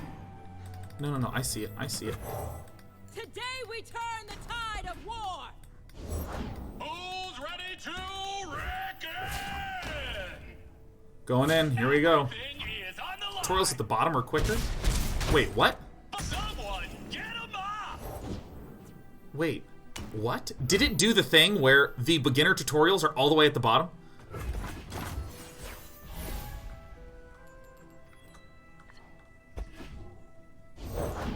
No. The more advanced tutorials are at the top and the beginner ones are at the bottom? What? Demacia shall prevail. Really? Only fools. No, they fixed that? Yeah, I thought they fixed that. I thought I heard that that's what was happening.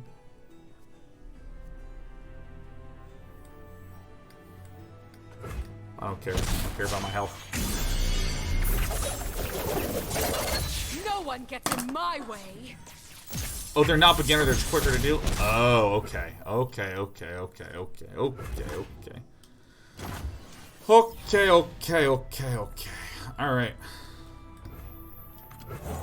Quickly, it's regeneration, man. For Demacia. Alright, so there's no trays that my opponent can do that are good. Boom and boom.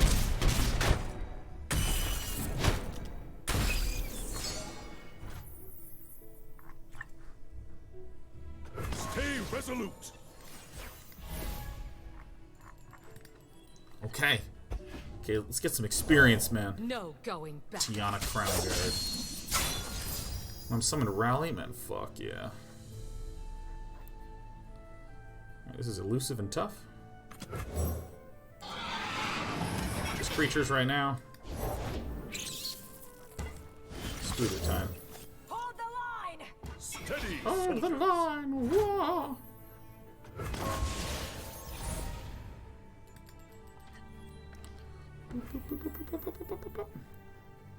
Alright, so I can't play any of my cards because my board is full. My pleasure.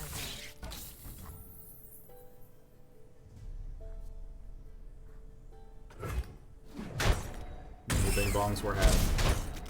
No. I will not falter. Start a round rally. Perfect. Vanguard. Lead our charge.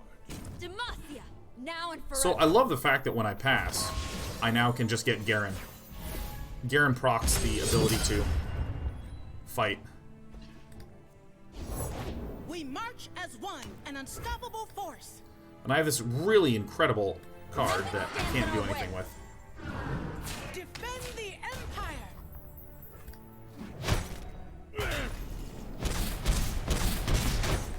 Alright, let's see. Finish. Let's see if we got those XP points. Let me adjust something on the screen fast. Minimize, yes. Okay. Oh! Okay, we're almost there. Okay, let's do some of the keyword ones. Da-da-da, cold comfort. Learning about it. Okay. Play now. It's a short tutorial. Frostbite. We're gonna use Frostbite. So I Frostbite the thing. Frostbite occurs, and now deals 0 damage. I think Frostbitten is a nicely named keyword. Loading screen. And loaded. Didn't you play these tutorials before? I did when it was in closed beta, but now that I am in open beta, I have... No.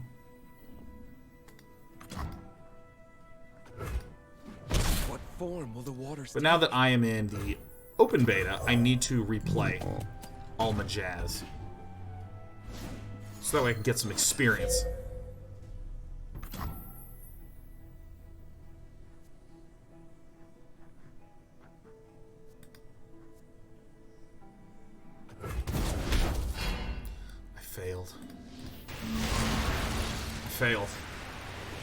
Failed. I didn't succeed. I lost the tutorial. Powerful tutorials in this video game here. Because it had text that told me exactly what to do, and I skipped it. Alright.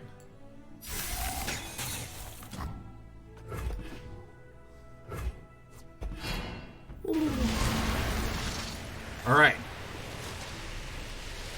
2 for 2. Took me a little bit. This is the Dark Souls of tutorialization. Kill all enemies with 0 power.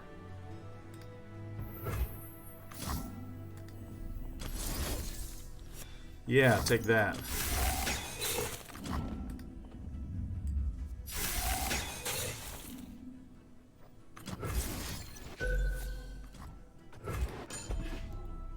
Okay. Crack. Arrows at the ready. Yeah. Oh my god, did I... Give me those points. The polish is so real. And... Oh. Oh. Give me a reward. So this...